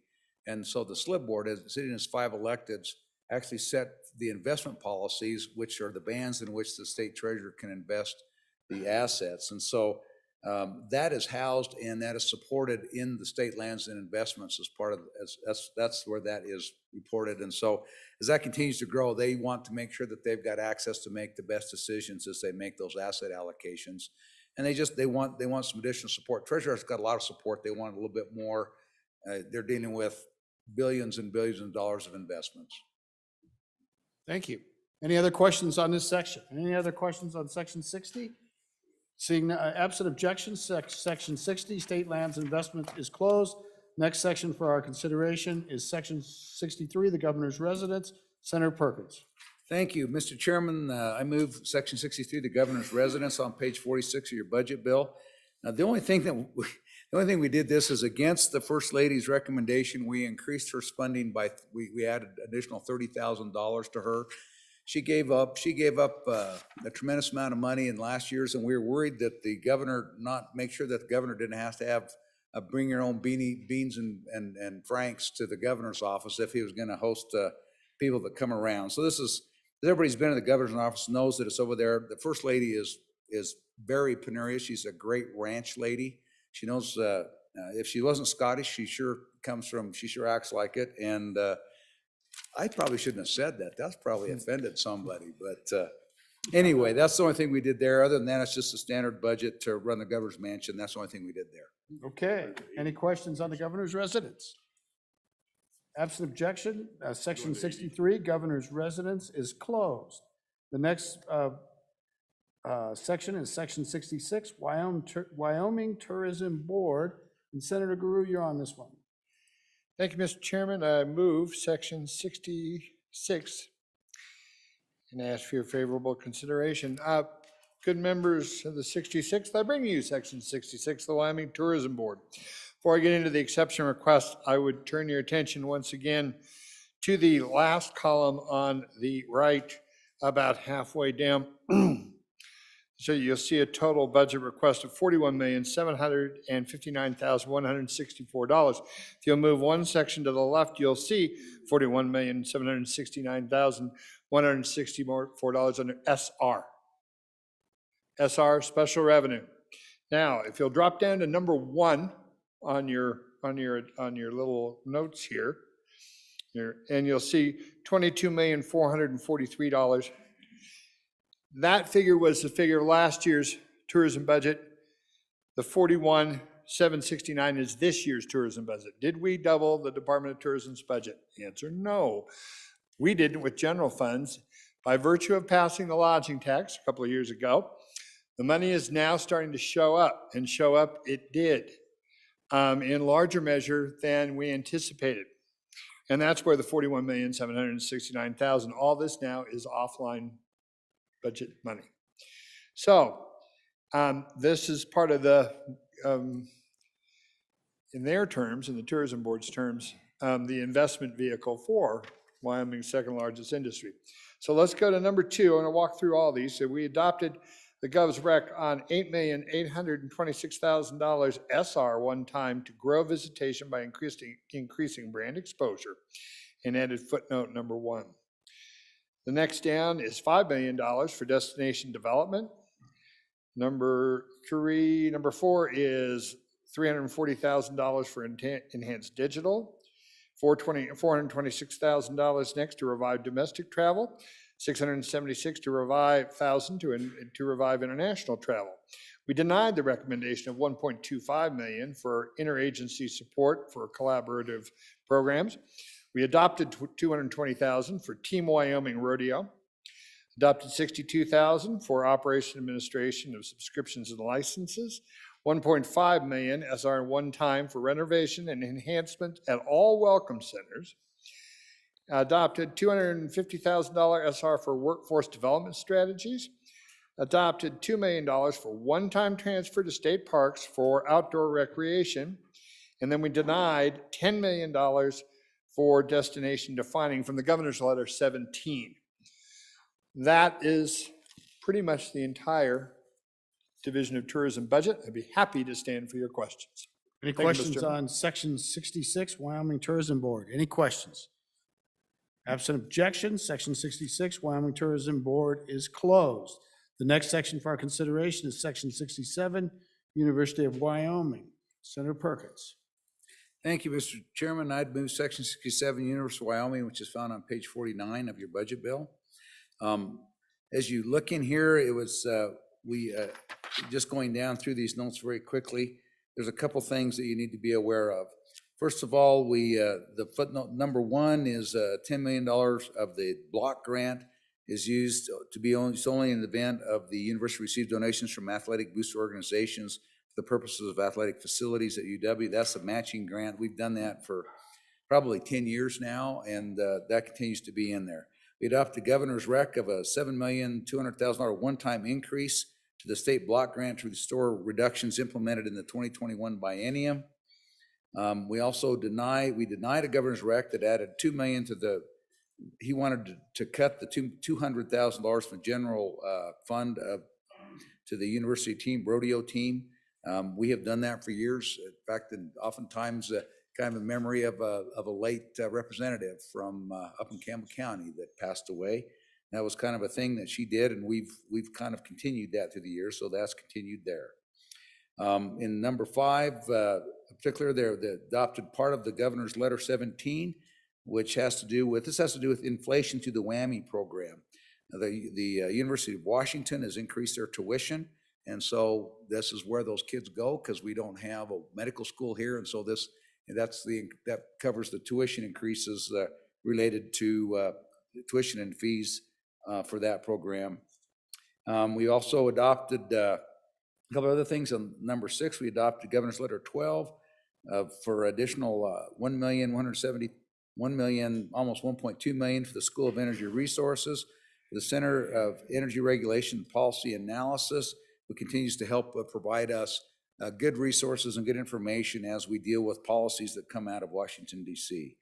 We had going to footnote 8, we reduced the governor's recommendation from $2 million and added $2 million of conserved one time, so that's just a switch for nuclear energy collaboration and training program. As we know, there's been the announcement with respect to a nuclear reactor to generate power in southwestern Wyoming, and this is to induce and include and begin to move in that direction. We've got a qualified and trained workforce and knowledge base if and when that breaks ground and when that's implemented.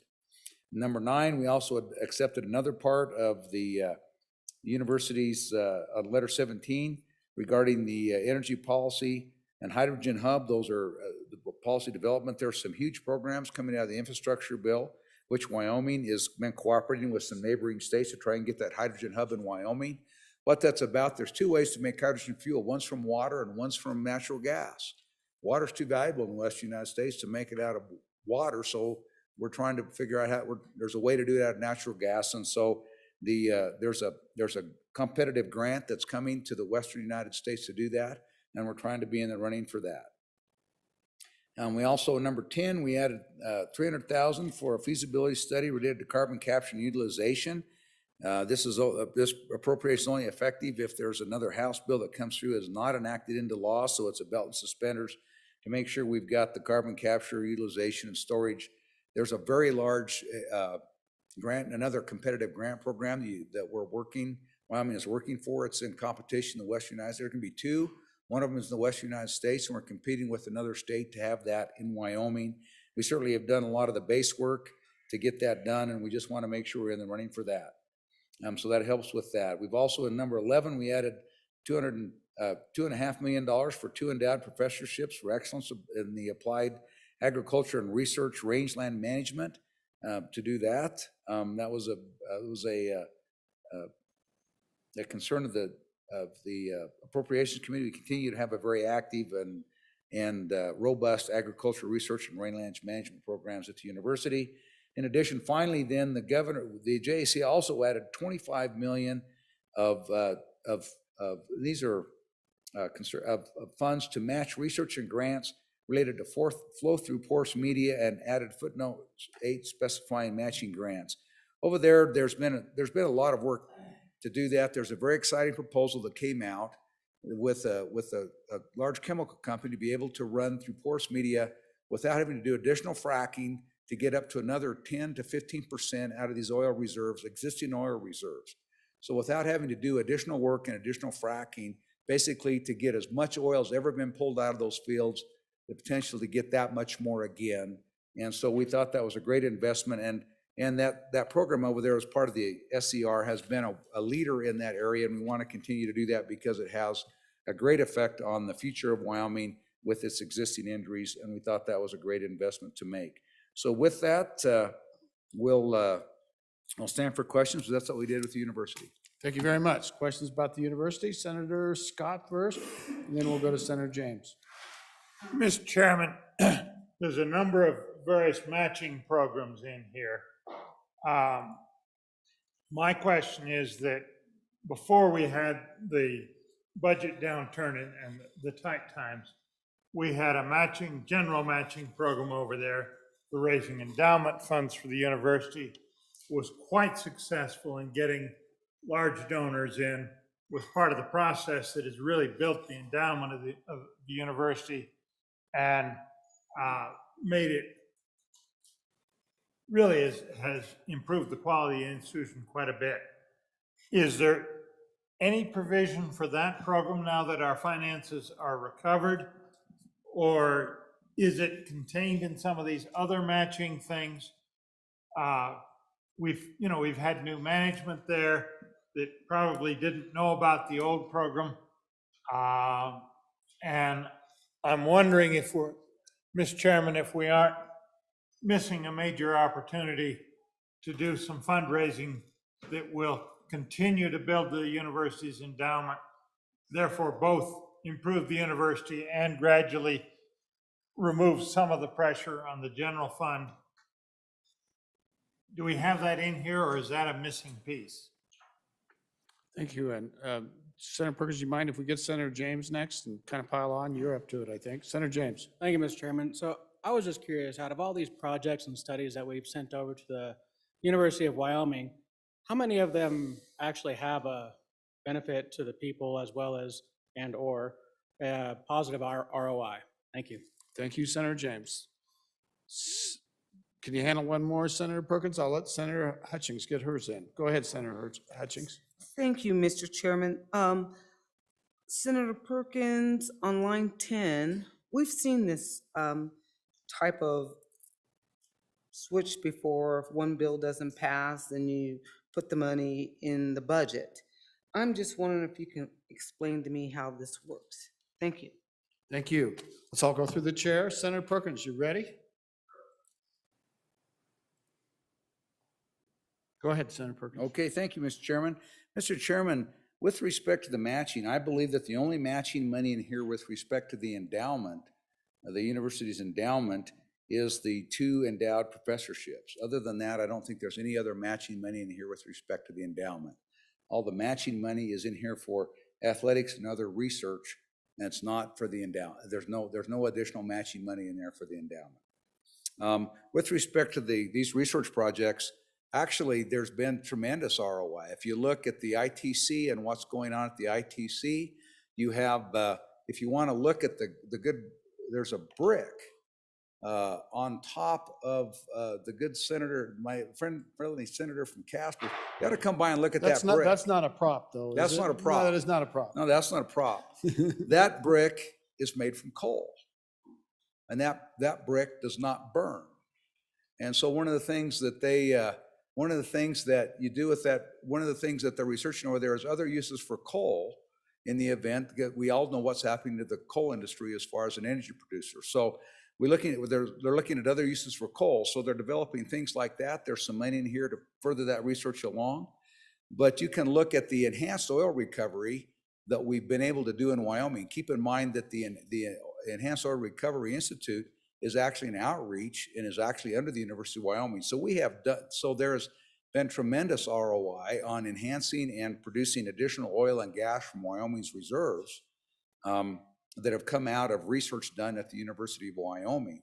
In addition to that, it attracts significant grants from all around the world. We have oil and energy interests from all over the world that come, and other private companies that come and help with some of the research to fund these projects, and it attracts significant amount of money over and above whatever Wyoming does in multiples of what Wyoming does to various research that furthers the interests of Wyoming energy production in Wyoming, but also has broad application elsewhere in the world. So as we study fracture, as we study enhanced carbon capture and sequestration, which looks like is going to become very, very important in the future, as we look at those things become very important to both continuing the leadership of the University of Wyoming in researching those areas, as well as having direct impact on Wyoming's existing energy programs and how they can continue to be successful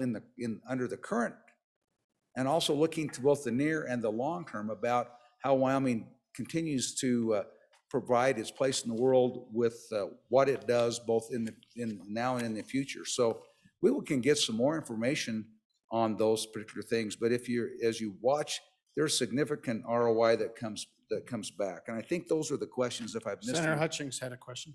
Oh, Senator Hutchings had a question on The fund switch. right. And so I don't know exactly what House Bill 61 is, but continuing our leadership on carbon capture and sequestration is really important. We've been doing that. There's a pilot project that's up at the ITC in Campbell County that's going there. And again, as I talked about, Wyoming is in the running for a competitive, very large carbon capture and underground storage program that's going to be funded out of the transportation bill. And it's important that we continue to have the ability and the knowledge, particularly at the School of Energy Resources, to deal with those issues as they come up. It's important that we be there and that we continue to demonstrate our dedication, both monetarily and intellectually, towards that process, Mr. Chairman. Thank you, Senator. Anybody else? Any other questions about the university? Not seeing any, so absent objection, section 67, University of Wyoming is closed. The next section for our consideration is section 67.1, School of Energy Resources. Senator Perkins. Thank you, Mr. Chairman. I'd move section 70, Enhanced Oil Recovery No, Commission. it's 60, was that included? 67.1 I've got on my list. Let me look. Oh, I'm sorry, we missed 69, didn't we? Well, there is 69. On my list, Senator Perkins, I have a 67.1 School of Energy Resources, but I'm not seeing anything separate on that. Mr. Chairman, that was covered in the University of Wyoming. We Got already it. did So that. then, the next section would be section 69, which would be Witchy. Thank you. Mr. Chairman, WICHE is the Professional Students Exchange. Those are for professional student programs that are not at the University of Wyoming, and so we assist with those. That helps our kids get their education at other institutions if that's not available in the state of Wyoming. That was a standard budget. I don't think there were any particular changes to that one. Unless there's questions, I'd move to close. Okay, anybody? All right, absent objection, section 69, Witchy is closed. The next section is section 70, Enhanced Oil Recovery Commission. Senator Perkins. Thank you. Mr. Chairman, I move section 70, Enhanced Oil Recovery Commission. This is on page 54 of your budget bill. The standard budget was continued to be approved. The only thing that we did was we added section 317, which we'll talk more about when we get there. What happens is there was money appropriated this a number of years ago that was actually in the university, and it was for research at the Enhanced Oil Recovery Commission, which is actually an outgrowth or almost an appendage of the University of Wyoming. That's why that was there. We've had several people call. What we've done is there's about $1.9 million for additional research in enhanced oil recovery that's over there. We've authorized the reappropriation of that or the reappropriation of that carryover for one more time, and told them if they don't have it spent by this, we'll go ahead and let it revert at the end of this biennium. That covers over that. We had a number of calls about that. It's important that continue to be in the EOR work, because that research is directly connected to enhanced oil recovery that's ongoing in Wyoming's oil fields, Mr. Chairman. Thank you, Senator Perkins. Any questions on section 70, Enhanced Oil Recovery Commission? All right, absent objection, section 70, Enhanced Oil Recovery Commission is closed. The next section for our consideration is section 72, Retirement System. Senator Kinski, you're up. Let me get you lit up. Mr. Chairman, I move section 72 of the budget bill, being the Wyoming Retirement System, and it is in your cheat sheet on page 28. It's in the budget bill on page 55. As a setup to this, I would address myself to the senator from Bates Creek who asked, what do you do when an agency just does what they want to do? And this is one of those that our chairman of appropriation talked about at the very beginning, where some agencies simply hired people or gave raises. And when we get down to the notes at the end of this, you'll see a section 310, which is intended to constrain some of that behavior. So there's nothing here that's really extraordinary, except there were some raises that were given. We understood there's some investment personnel they've got to have to help manage these billions of dollars, but there were some raises that were given, significant. There was one actually fairly tense moment in the hearing when one of the chairs said, you asked for 2 positions, we give you 1, what will you do? The answer in essence was, as soon as you leave town, I'll just go ahead and create the position and fund it. So that didn't go over very well. So this agency, retirement, you will see that the entire amount of it on your cheat sheet is funded out of OF. That's other funds, which is the pension fund. So they're managing the pension, so the pension fund pays for itself. So I will go through the most consequential of the notes. Number 1 we added footnote number 1 specifying further legislative action is required to increase the maximum base salary levels for investment staff. 2, we adopted the governor's rec of $281,000 for IT software, hardware, and maintenance agreements. This is an account that's zeroed out every biennium. They have to come in on a zero basis and justify what they're going to do. 3 is $1.3 million for RAIN software enhancements. This is the software that manages the benefit. So an employee logs into there may be some folks here that have a state pension. You log into this portal, you see what your benefit is, it updates you, notifies you, and this is the server that drives the brains of that. Number 4 is $340,000 to move physical servers to virtual servers, which is great. You know, we heard previously where everybody had to have their own server room. We're going virtual on that. Number 6, adopted the governor's rec of $137,000 and 1 full-time equivalent position for an additional benefit specialist in member benefits. Number 7, we adopted the governor rec for $100,000 for an actuarial audit. So this is an audit of our actuaries, an actuarial audit of our actuaries, which is required by our certification standards. Number 8, adopted the governor's rec of $87,000 to move the 500 series space rental from deferred comp to defined benefits, simply a cost allocation, net to zero. Number 9, adopted the governor's rec of $43,000 for salary adjustments.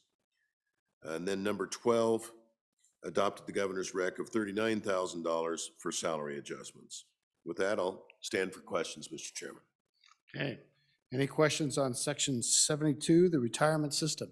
Any questions? Absent objection, section 72, retirement system is closed. Next section for our consideration is section 77, enterprise technology services. Senator Guru. Thank you, Mr. Chairman. I'd like to move to open section 77. Members of 66, I bring you the enterprise technology services on page 29 of your summary sheet and page 56 of your budget. We've got a number of exception requests here that we did adopt all, and I just want to highlight a couple for you because I know it's late. Number 1, adopted the GOV's rec of $965,000 for cybersecurity, which they're working on very diligently. Number 2, the $3 million for the unified network, which is reaching the end of its life. That's a general fund appropriation. If you'll drop all the way down to 13, you'll see an $80,000 appropriation for the same thing. That's out of the school foundation account. That's 5. The other one of note is number 4, the GOV's rec for $1.2 million in general fund for IT services management and purchases of licenses. They're going through all the licenses that we have in all the departments and trying where they can to combine them and to try to get the best bang for the buck. And I think that's just about it as far as the major highlights of this budget, and I would be happy to stand for questions. Questions on section 77, enterprise technology? Questions? Any questions? Not seeing any questions, so absent objection, section 77, enterprise technology services is closed. Next section for our consideration is section 80, Department of Corrections. I've got Senator Hicks on that. Mr. Chairman, I move section 80, Department of Corrections. For an explanation of this, I'll jump into the footnotes, but first I want to tell you that the Department of Corrections went through a major reorganization in the last year and a half, 2 years, and especially in the face of COVID. But through that reorganization process, they've actually reduced their budget by over $26 million. And I would tell you the director of that agency has done an outstanding job with the Department of Corrections. The other thing that you need to know is when we talked earlier about the ARPA conserved funds, most of those conserved funds were the ability for us to offset those with the general funds that we were currently funded through the Department of Corrections. Somewhere between $350 to $380 million that we were able to use that in the Department of Corrections. And that freed up the money that we talk about now that is on the table when we talk about ARPA can serve. But Mr. Chairman, specifically when we get into here, budget footnotes, for the most part, are technical corrections. There's a numerous HR transfer. Each one of the facilities that the Department of Corrections run had their own HR people, so there's a number of those movements in there. We adopted 20 of the governor's recommendations, and then the JAC denied the governor's rec on footnote 11 and 12. We funded those positions, and if you'll notice on footnote number 11, it talks about a House Bill 31 quality control unit. So we restored $324,000 into that unit. That's the substance abuse and prevention program within the Department of Corrections. And then we also added additional ART funding in there for alternative sanctions. Both of those were a culmination of the work that the Judiciary Committee had done, looking at trying to reduce recidivism over the years. And so both of those were funded through ART funding, and we denied the governor's rec on that. Bulk of the other funding, we swapped some of that out to ARP funding for some of the telecommunications and utility costs. Total increase of what the JAC provided to the Department of Corrections was $1.9 million to ARP fund. Mr. Chairman, if there's not any questions, I'd move to close. Okay, any questions on the Department of Corrections? Anybody? Anybody want to try to correct them on this? Okay, I'm not seeing any, so absent objections, Section 80, Department of Corrections is closed. Want to keep going? What's this mean? Does anybody want to move that we rise and report? Mr. Majority Floor Leader. Mr. Majority Floor Leader. All right, let's go back to Senator Perkins. Just really quick, at the end of this packet we gave out, because we went through the Department of Health and it's a big, there's a 6-page summary that talks about every action that we did on the back of that, and I would commend that to you. As people come to you and ask you, oh my goodness, this happened, that happened, there's a lot of misinformation about that. The last 3 pages of this packet last 6 pages of this packet, double-sided, goes through that in some detail about that and give you some idea about every action that we took in that healthcare budget. Thank you, Senator Perkins. Anybody else? Any final remarks? Senator Driscoll. Mr. Chairman, I move Committee of the Whole rise and report. Okay, you've heard the motion. All those in favor signify by saying aye. Aye. Any opposed? Any opposed? We'll rise and report. Where is Senator Dockstader? How about Senator Hicks? You want to take the chair? Here comes Senator Dockstader.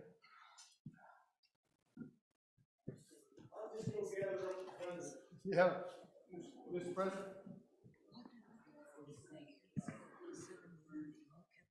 What's a good question?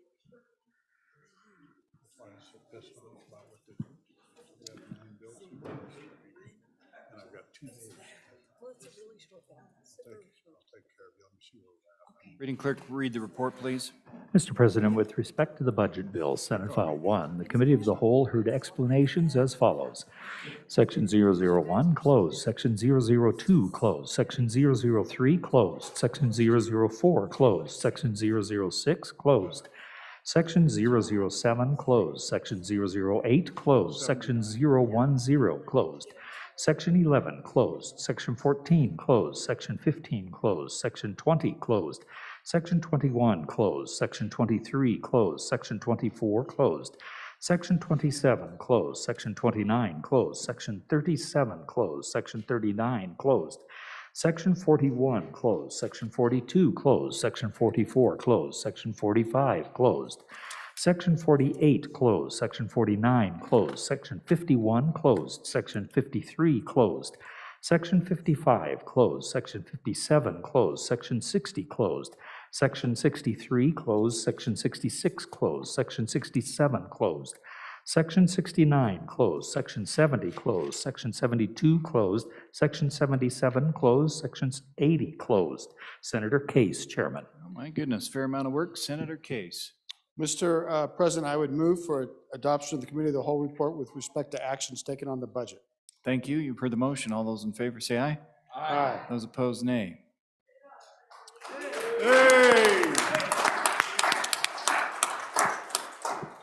It's these times when we need a heavy lift that we call on Senator Case. Thank you. Senator Driscoll. Thank you, Mr. President. I move that we stand adjourned till 10 a.m. Tuesday, February 22nd. Announcements. Senator Boner. Thank you, Mr. President. Your committee number 5, Agriculture, will meet upon adjournment tomorrow in Capitol Extension Room W2 and online to consider the following Senate files. Senate File 86, Wildfires 1 Call Exemption. Senate File 81, Clarification of Existing State Ownership of Groundwater.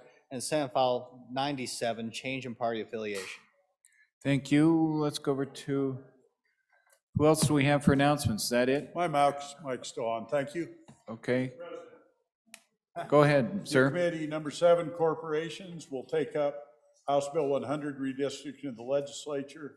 Senate File 50, Government Waste, Fraud, Abuse, and Whistleblower Protection. And if time permits, Senate File 113, Property Tax Exemption, organization funded by the WCDA. And Senate File 95, Public Utilities Service and Other Territory. We will meet in, don't have my meeting room. What? W110.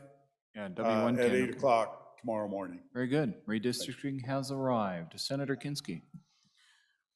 Mr. President, your committee number 2 appropriations tomorrow at 8:30 a.m. in W113 will take up SF90 Capital Financing Select Committee membership. Senate File 112 General Government Reports 2, and then laid over from today is Senate File 82 Supplemental Water Bill.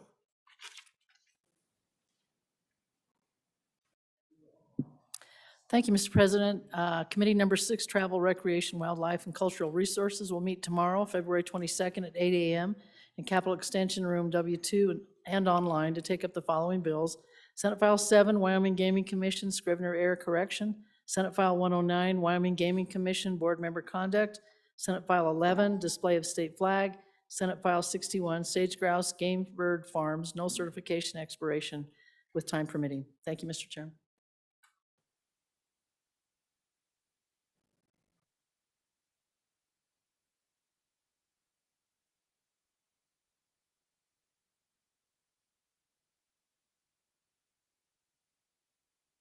That it? Senator Guru, did you have anything?